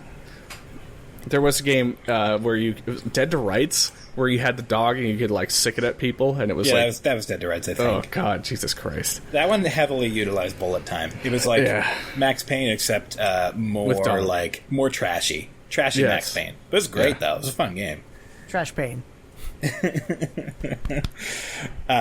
Man alive. Yeah, I mean, look, Jamie, I think, I think from in the beginning of this, like not to this time around, but I think when we first had this discussion, it felt like you felt like you were arguing against people who didn't see the value of this, but hopefully, you know that we see the value of the title, and like, we respect that it's gonna be good. If we ever wanted to play it, like, we'd be in for a good time, and it's trying some things, and it's doing things that very little else in the gaming world is doing, at least in the big budget space. I'm not talking about indie stuff, but it's just that we don't want it right now. Yeah. To the same extent, totally you could say that. like it's the best game I've ever played. It's the game of the year, and I'm not going to argue with you. I would say that's your merits are valid.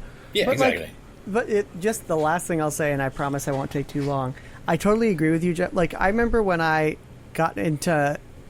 started like taking English classes at NYU, and people would start talking about whether they liked or disliked like a Shakespeare play, and the professor would have to be like, this play is like hundreds of years old, like it survived the test of time. No one gives a shit if you liked it or not. We're talking about it. You can hate it, and we can still talk. So that's how I feel. Like where I am with the game.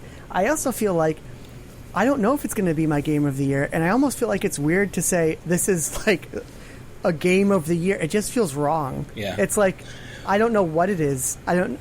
It does certain things better than other games have, but I don't know if it's my game of the year. But it's just a really unique experience. Yeah, and I think The Last of Us was singular, and it sounds like The Last of Us 2, enough was done that it's probably singular as well, right? Like it will endure. It's important. It is a if video games are an art form or a medium that matters, it is a text that you can be critical about in ways that maybe you wouldn't necessarily devote a criticism to. Like you wouldn't say like here's my thesis on Ghost of Tsushima, because there's just not enough there. You'd be like, here's my thesis on open world Dead to gaming Rights. and its pitfalls and its story, whatever, including Ghost of Tsushima and like 40 other examples. But like this is a title that there's enough meat on the bone, right? There's enough going on that a critical discourse can happen, right? And that's cool, right? It's cool to have that in our hobby. It's cool to have people who are trying to do that, and yeah, I mean, I think that's enough. I think that's I don't have anything beyond that, but yeah, I mean, it's we all respect that it's probably singular in its impact, in its scope, in its themes, everything else. Definitely, I would say too that listening to the way you talk about it, Jamie, and that summary there that you gave, Jeff, just it's so reminiscent of Death Stranding to me, of just what it set out to do, like the fact that it was in a questionable state of existence of one way or the other, and then the fact that it delivered a game that nobody was expecting. So you can actually say, versus plays and whatever, like, I enjoyed this because you are taking an active role in participating in the game portion of the game. Like, you can say, yeah, Death Stranding fucking sucked because it was a pain in the ass to play. But then it gets to a point where you don't like grabbing your pack. Oh, let's grab my packages. Grab the left side of your pack this time. Oh no, I slipped on some mud. All my cargo is damaged, even though I never collided with anything. I just see so many similarities between the two of them, where it's like, this is genre defining. This is why games are games, but they're kind of opposite sides of the same coin, where you take something that shouldn't have existed and you build like a very impactful and powerful story around it that, you know, the gameplay serves as a foil to the characters in making them feel human and fucking miserable, whereas Death Stranding is a foil to you, the player, and playing as this shitbag. Like, I'm gonna just walk from point A to point B, and I suck as a human because I have to do this. I'm uncomfortable. I feel like I haven't played Death Stranding for long, but one of the themes seemed to be, man, the human body is quite a shitty skin bag. Like, this body is annoying. Maybe. I mean, I think it's actually more of a glorification of the body, right? Because of all by the end of it, like, it's certainly a deep dive. I haven't gotten far, but my read of the systems it's laying out. Your read of the Reedus? My read of the Reedus is that this is going to be like, you ever think about a body? There's a lot going on there. A lot of stuff can go wrong. Well, you recently had a fight with a very sharp poop, so you're right there. All right. Anyway. So, Jeff, do you want to talk? Do we want to take this away at all from the doom and gloom of way too realistic games and talk about fucking Pokemon DLC? I feel like we should talk about Pokemon DLC for like approximately 3 minutes, because that's all that it deserves, and then just briefly touch on the news topics before we wind down. Yeah. The Pokemon DLC is extremely short. It's not worth $30. It does have a couple of funny moments. Would you agree with that, Griff? Nope. I thought you were just done. I thought you were just done right there. No. There's a couple of funny moments. That's it. You didn't think it had some goofs? I thought it had a few goofs. Not really. All right. Well, I thought it had a few goofs. I thought your rival was kind of fun. I appreciated that he was an asshole again. What? Your rival was a jerk. Are you guys talking about the same game? Did I not play the DLC again? Wait, did you not think that did you have the guy with the hat and the balls? What? What are you talking about? Wait, who was your rival? Was it Avery or the girl? I had the poison princess that sucked, and she's just like, I don't really know what I'm doing. I had Avery. It was completely flat and vapid. He was a jerk. I liked him. He would like. This is the most confusing conversation between you two that I've ever heard. All right. Anyway, so this game, it's fine. It's like, you know, it's not good, but the level design is far better than anything in the base game. Absolutely, for sure. Yeah. And makes me feel like whenever they decide to make an actual like 3D Pokemon game, which they've kind of been inching towards ever so slowly, it'll be nice. Maybe. Maybe. Probably not, but maybe. It's definitely not worth your money. Did I say that already? Yes. I think it was worth it in that I enjoyed going back to Pokemon, and it really lit a fire in me to play more Pokemon and think more about Pokemon and have more fun with Pokemon like Home and looking into kind of like the ongoing what do you call that, like phone game kind of culture that they're trying to create there, and the fact that once you go into this new location, you are exposed to Pokemon that are spanning, you know, different generations and even cross Sword and Shield, and it's like, okay, you know, it felt like it. You shouldn't praise something because they didn't give it to you and then they gave it to you, right? Like, but it felt like Pokemon was taking a step in an interesting direction of hey, this is what Sword and Shield should have been.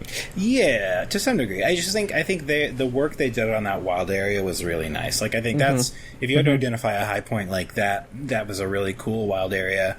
Had some actual level design rather than just a big open field with occasional changes in elevation and environment. Right. Like, you went through tunnels and there were dead ends. Yeah, and like you went in the water and like sharks were chasing you. Like, that was cool. That was cool. I was like, all right, I can get down with that. So that was all neat. The story was just incomprehensible, but I kind of appreciate when Pokemon is incomprehensible because I draw some humor from it. Like, for some reason, I really liked when that man sent you to do all the missions. He would just go watch TV afterwards. Yep. Something about that was really funny to me. Just like classic, kung fu master of like, here, you climb this mountain, I'm just going to sit here and eat these noodles or whatever. Yeah, and his name was Mustard, and he had a wife named Honey. Do they still play that song when you're battling in the arena? That one they go. Honestly, I didn't listen to the music in this one, so I don't know if they did in any of the Coliseum fights. There was some baller music in this one. Was there? Shit. Okay. Yeah, a couple of good tracks. Yeah, I don't know. It's just kind of a weird one-off to me. Yeah, I liked it. Okay. Yep. I did too. $30 is probably too much for it, but whatever. I mean, there's still the other expansion, right? Like, if the other expansion Right. is sizable, which it appears to be, then maybe it has some value. But yeah, not necessary for sure. No. Yeah. Okay, let's talk about the news or Yeah. topics that we want to discuss. Phil Spencer thick. Phil Spencer is a very thick man. He's a thick man. Thick with 2 C's, right? Yeah, I mean, sure, yeah. I'm thirsty for some Spence. Phil Spencer wants to become a tin of Spam. Phil Spencer, whenever he talks, it looks like his tongue is trying to run out of his face. And he's like just fighting to keep it in there. Huh. I don't know why I feel that way, but I have always felt that way. Did we all watch that Xbox thing? I feel like that's probably the one that like actually is worth talking about. I don't know. Are any of the others worth talking about? Not really. That Nintendo, I can't believe they spent like 5 minutes on a fucking WWE game for that Nintendo Direct. It's so on brand for them. I didn't watch the Nintendo Direct, but I did actually watch like the WWE game and or the trailer for it that came out recently. And there's like an alligator, right? I think so. What actually struck me with that trailer is Xavier Wood. I don't know. You guys probably don't know who that is, but vaguely. His jokes in that commercial are fucking hilarious, but they get cut 2/3 of the way through them. Oh, and it's really weird and like unsettling. I just really enjoy that an alligator comes out of the bayou to go grab one of your wrestlers. Right. It's Disney Resorts Aulani all over again. Yeah, so that was a big old garbage fire. Nintendo is just, I don't know, they're missing in action. It's disappointing. Go ahead. Yeah, the one thing that I would want to say about the Smash Direct was how amazing it was to have Sakurai talk from his home with his double TVs and like brag about how he's the first Nintendo producer to like do something from home, and it was just so like charming and endearing. And he's like, sometimes you want to have 2 TVs so somebody can play something and somebody else can play something or watch something else. So yeah, I've got 2 TVs. It's just so humanizing and sweet. Yeah. I mean, he's a delightful guy, right? And I think Nintendo is really lucky to have a personality like him to present this stuff, because I think his energy is infectious. And even if I think that some elements of Smash are just like a little too much for me, like his passion is so strong, and I think it's a wonderful asset for them to have. Yeah. But I feel like if I have any takeaway from like all the content that I've seen, and I haven't seen it all. I missed the Ubisoft Forward presentation, but I saw the Direct, I saw the Xbox thing, I saw a few other things. Man, COVID really sucks, huh? Uh-huh. Get out of my video games. COVID-19 really messed it up. Hey, but since we're truncating everything here, the one good thing it did bring is a spiritual successor to Suikoden called Unpronounceable Chronicle. Yuden Chronicle. Yeah. Yeah. Nailed it. I have to watch that trailer because It's nothing. It's fucking like 8 seconds long, and it's just like, hey, did you like Suikoden? Okay, it's coming back. It looks a little bit like Octopath Traveler. It's coming back in some form that doesn't exist yet. But wait, are we just not going to talk about Halo graphics for 2 hours? No, we're just going to get all this out of the way so you can. I was going to say, the Halo graphics, when I watched that game... And ray tracing, go. It was clear that like the textures on the ship were really low res. Yeah. But whatever, it looked fun. Yeah, I don't know why people are freaking out about it. I think that Thick Philly Spence's goal is actually 4K 60, which means that you're gonna get a fuzzy looking Halo, man. But Also, he's gonna run real smooth. Apparently, there was another trailer that looked pretty good. So, like, Also, I can calm play it down. on my phone, right? Yeah, dog. Yes. No, Well- like actually, because their streaming service is now xCloud, being yeah. bundled into the Ultimate, which will allow you to do that, which is awesome. Yeah. Did you watch, Jamie, or Griffin maybe too, did you watch the Kyle Bosman video about the Xbox event? Yes, I When did. he was talking about the villain, that was exactly how I felt. Yeah. They show this game that looks really fun and like looks like to capture some of the spirit of the original Halo, and then that stupid villain comes out, and I'm like, why do they give this man a 1-minute monologue when he's the least threatening creature I've ever seen? The Banished will defeat you. I'm just like, I don't care. I don't care about the Banished. You're like up in his face for an uncomfortably long amount of time. I People watched say The that. Last of Us is uncomfortable, but that was more uncomfortable than anything in The Last of Us. I watched that trailer and I was like, I don't know a lot about Halo.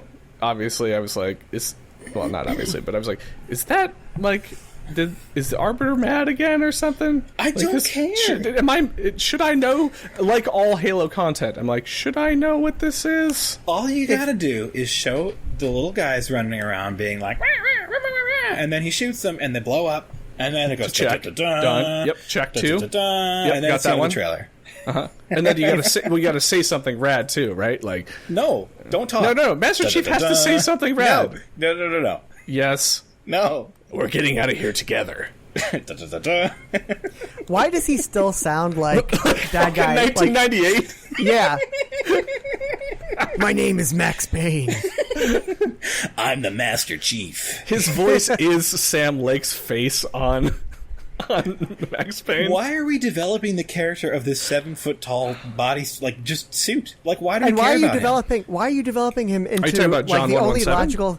the only logical thing that he could say is "I miss booth babes." Like that's what that voice says. No, they took. Well, he does because they took away Cortana.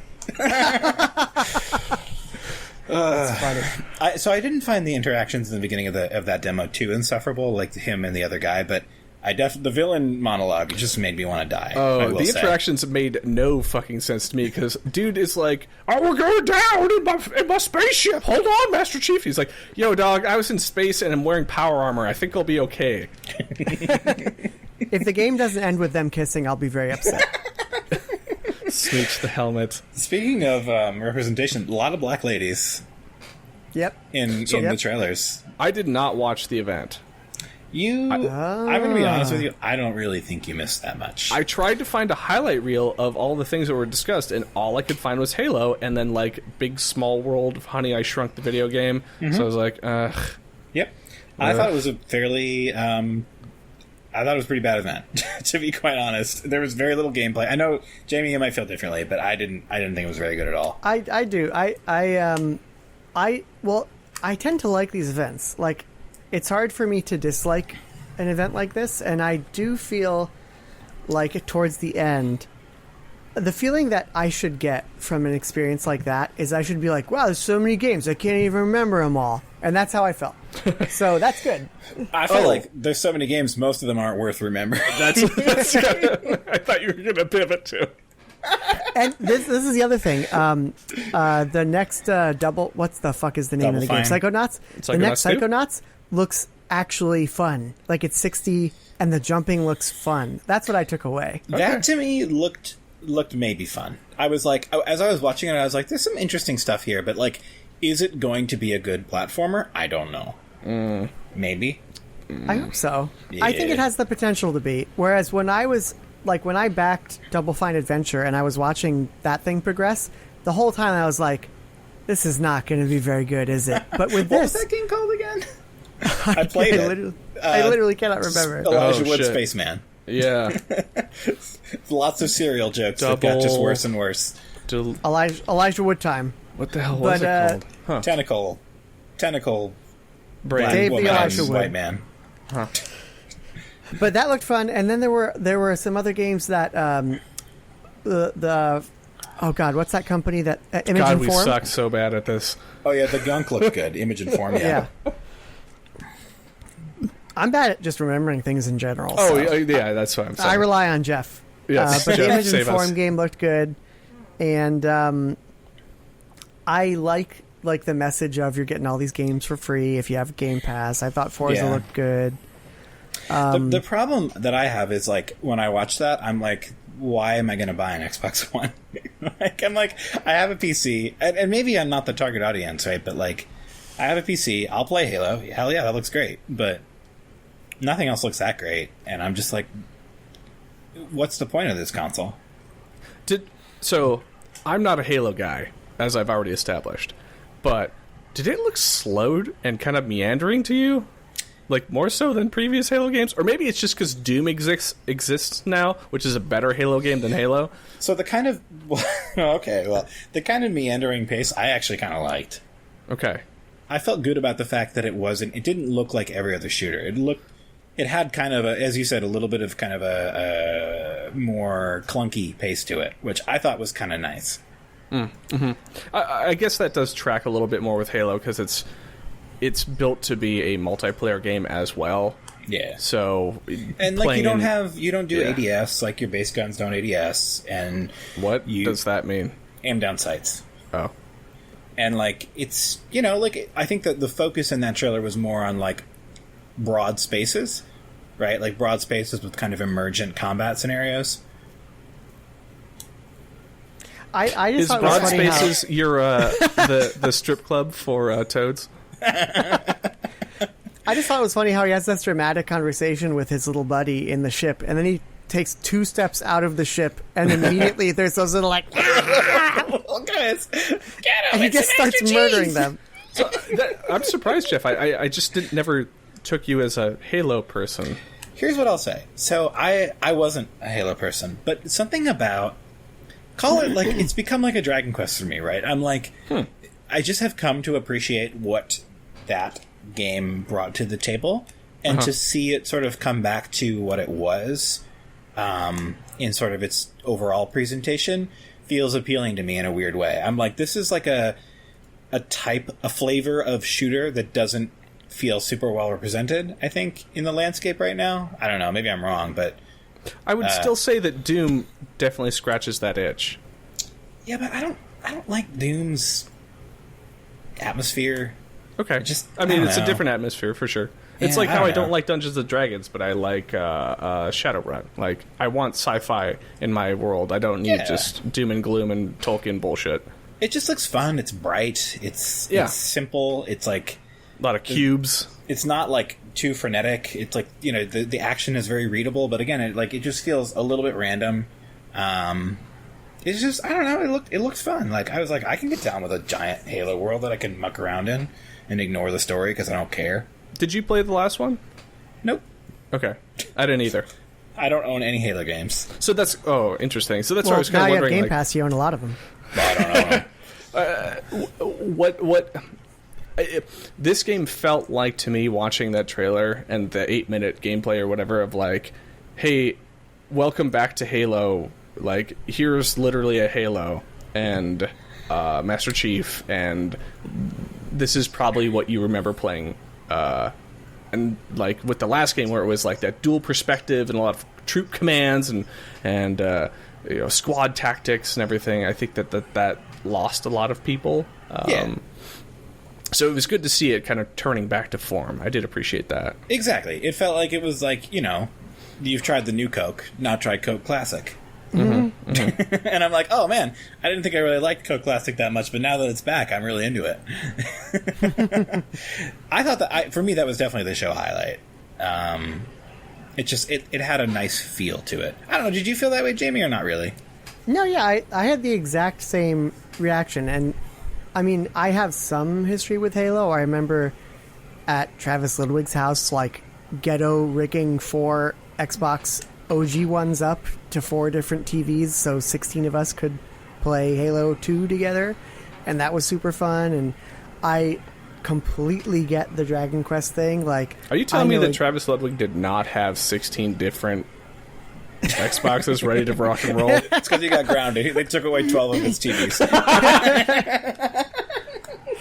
But the Dragon Quest thing is, I think, very apt because it's like you know exactly what you're going to get. This is a tried and true formula that will always be fun to play. Yeah. And if they weren't coming out with a new one of these, I would just as well go back and play the old ones, and I can because of Xbox, but it's cool that they're going to refresh it and hopefully bring some new things to the table, and I'm excited to play it. I think it'll be fun. It's at its worst when it like tries to continue the continuity established by the non-Bungie entries. Like, I don't care about these dumbly named threats. Like, just make it the guys. It's the guys. You gotta fight the guys. The Halo men. Yeah, fight the Halo men. And then there's the tiny ones that go, ah! Yeah, And then there's a the bunch big of those ones. boys, and then some big boys that you throw your stickies at. Whatever, man. Yeah. I love how even in the new Halo games, when you throw a grenade and it sticks to an enemy, they're not like, oh shit, get this off. They're just like, oh, I'm just gonna keep shooting you. Oh, I exploded. I don't think that's actually true. I think that they react. Recently they react and they will actually run towards you to try and take you out with them. Yeah, See, they do some cool stuff. That's cool, but also I'm very sad about that. I don't want to. No, they reacted in the old games. Like when you stuck a little triangle. I'm going to call them the triangle men because I don't know what they are. The little triangle men. If you stuck them with a sticky, they'd be like. No, I'm talking about the big boys. Oh, the big boys are just silly. Yeah, when you stick a big boy, they just like, what is that? Is that a button on my shirt? I'm gonna keep shooting you. You're talking about the Flood. Did you like that the big boys had special space coffins that they came out of? I'm a big boy, I have a space coffin. Whoa. The grappling hook mechanic looked weird, and that's I think where it came to me as like, this looks slow. Like, it really again reminded me of Apex Legends and that one character that has the grappling hook, and the traversal that it allowed seemed interesting. I think there was that part of that trailer where like Master Chief was underneath a bridge or something and then like jumped up and then grappled up on top of the bridge, which, you know, made for some interesting approach to the setting, but it was still like, hey, instead of going right to the entry point to combat arena, now you're going from under combat arena, same location. So it looked a little bland, but what it allows for in terms of the combat arena space of like, I'm going to grab this guy or I'm going to grab this item and throw it, like, yeah, it seemed really kind of cool. I really hope what it'll allow for is grabbing a weapon from a distance. I don't know. It looked like there were environmental items you could pull, but I'm not sure if you can pull weapons. That'd be cool, though. It would be cool. I think that would be a game changer, I think, in terms of Halo, especially multiplayer. Mm-hmm. Yeah, for sure. But yeah, my overwhelming feeling about all these events is just like, man, like this pandemic, you know, people are downplaying it, but this pandemic has really screwed things up. Like, there's a lot of stuff that's just not there. No, and nothing. This is not video game related, but I just need to tell you guys this. So baseball is back, and I watched. Did you watch it with the fake fans? I watched the first Mets game. First of all, they opened with the. It was unreal. It was surreal to watch. First of all, on every place in the stadium where it would say MLB, they changed, and I support this. They changed it to BLM. Wow. And I support that, but it's also just like very confusing to me. And also, so the stadium is empty, but they pipe in crowd noises, which some idiot at a control panel is controlling. And then you can pay $85. Are they piping into the stadium or the output, the visual Both. output? They're piping in the stadium. Are you actually in the kidding stadium. me? No. It is in the stadium for the players. Is the organist still there? Or no, that's hockey. Do they have a laugh track? They should have the Seinfeld laugh track just going on in the background. They should have the Seinfeld theme song. But the weirdest thing is you can pay $85 and they'll make a big cardboard cutout of your gross face and they'll put it in a seat. And so you don't have to be a face. You can put your butt or your cat's. We're already looking into this. Trust me. And when I saw that, I was like, "Wow, okay. If this is what it's doing to baseball, video games are going to really be hurting." I feel like video games are hurting, and I don't think when I watched that Microsoft event, I was like, what is their next generation strategy right now? Yeah. I guess the next generation strategy is check out Game Pass. I would disagree with you at this. I would actually say that, yes, this year is awful, and yes, the offerings that are being shown through these events are paltry, but I think we'll probably get some of the best playing games ever created through this tunnel of COVID, because I've been spending a lot of time with people in development recently, and they're all working remote, and they all have it's like you're dealing with people who like to do what they're doing, right? And typically they would have somebody who would be, standing over their shoulder or saying like, okay, well, cool mustache you made for this guy. Now I want it to be a beard and bigger and better. And what the technology side and the creation that it allows for people in this setting to work, remotely and have their own basic hours is, I think, going to yield a lot of really cool results. We may not get cohesive visions, but I think we're going to get really fucking awesome playing games. I think it's going to be. I agree with you. dubious. I agree with you wholeheartedly, Griff, for a slightly different reason, which I've already said, which is the last time we got new consoles, we were getting laptop tech that was old for then, and now we're getting chips that aren't out yet. By the time the consoles are out, they'll be here, but we're getting new tech with SSDs, and I think it's going to be easier than ever to put together a good game that feels good at 60 frames per second. I hope that they're able to capitalize on the power of the new systems that we haven't had since the 360, the early days of the 360, and make fun games that play well. And even if it's a smaller experience, that's what I'm hoping. I don't know if that resonates with you guys. It does with me, for sure. Yeah, I think that, I just think it's hard. Maybe what I'm detecting, because, console launches are always a bit Spartan. No pun intended. I think you did set yourself up for that one. I did. You're in the pocket of Big Spence. I would love to be in Big Spence's pocket. I just fall into that massive chasm. Anyway, I think that demonstrating the value proposition for these consoles is hard when there isn't messaging is just hard right now. And I think that it just feels very threadbare. And I know Griffin was talking about last time, they're really borking their messaging, and I was like, oh, they'll get to it. But they're kind of getting to it now, and I'm like, I think they're borking their messaging a little bit. They don't need to. So Taylor Guitars is sold out of guitar. People want stuff to do, and people... That's true. People will pay. A Taylor guitar, the Taylor guitar that they made to go along with The Last of Us, which has sold out, is $2,400. People want diversions. I think that these... And Sony's increasing the production. I would totally pay for those jeans that came with El Shaddai at this point in my life. Fuck, man. If El Shaddai was right now, I'd be fucking all over those $2,000 jeans. I still have a copy of El Shaddai that you bought me, and I haven't played it. I have my PS3. It's a very good game. I should definitely it's try fucking... You want a brain fuck, man. Go play El Shaddai, Essential to the Metaton.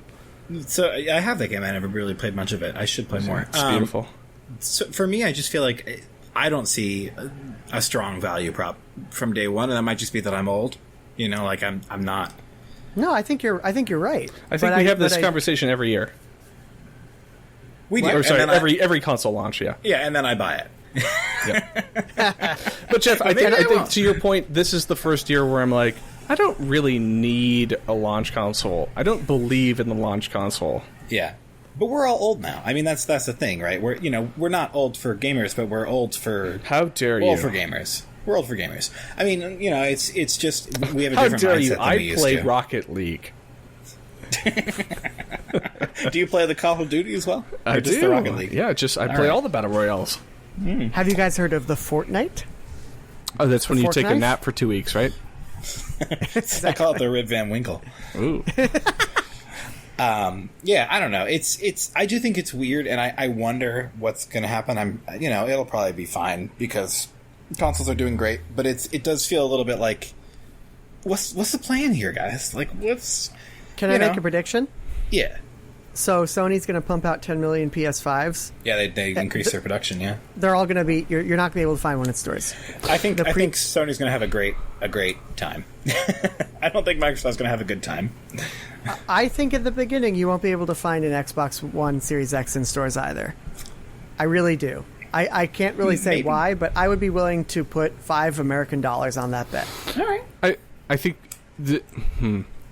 Yes, I think they'll be limited. I think the better question that I've actually... This isn't original, but I've heard people say... I've heard scuttlebutt on the internet saying, like, pre-orders will be limited because of production. I find that interesting. Well, in the first year of the PS4, they sold about 5 million, and that was their original output target. Now they're making it 10. So I think that you'll be able to get your pre-order... My take on it is that you'd be able to get your pre-order in, but you won't be able to walk into a Target and find one. So and I'm hoping that's true because we'll all be closed down because of the global pandemic. Right. I mean, also, why would you... yeah. I think that's... joking aside, like, why would you ship off to centers at that point, right? Like, it's all going to go through fucking Amazon. Yeah. Yeah, for sure. But I think that...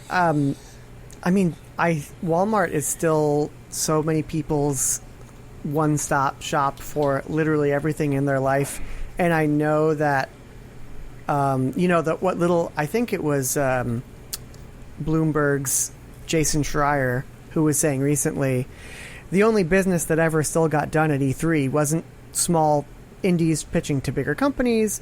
It was only Sony and Microsoft talking with Target and Walmart about how many of these bad boys do you want to buy right now? Yeah. And I feel like that's probably the only big video game business that's still happening.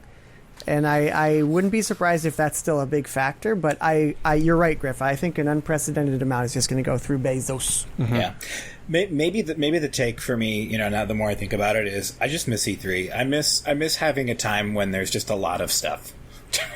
Yeah. I don't like this trickle. Yeah, me neither. Agreed. Maybe there's no bigger take than that. These consoles are going to do as well as they ever did, but man, I want games. As much as the Dorito Pope tried to, bring back the summer of games, it did not happen. The summer of DualSense demos. Oh man, you don't even know, but like it's vibrating and it feels really good. I love how he can't make himself look happy. It's just not an emotion that he has. Hey, he's working with his therapist. It's a journey, okay? Oh man. I will never forget when we saw him in real life and he was standing next to us and he just looked like he was dying. Yeah, he was emaciated. Yeah. Dude was not well. Hey, I'd love to keep talking, guys, but we're over 2 hours, and I definitely want to make sure that we don't go too long, and also I have a life, all right? Doubt it.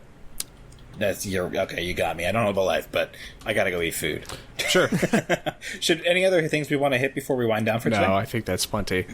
Yeah. Go collect your lobsters and feast. I put lobster traps all around the house to stop them breaking in. Smart. Yeah. All right. Well, excellent podcast in the books. We did it. Yep. It's July, actually shortly going to be August, which is fantastic because that means this fucking year is almost done, and I'm going to be a year, and we're all going to be a year older and closer to death. So, more importantly, closer to Cyberpunk 2077.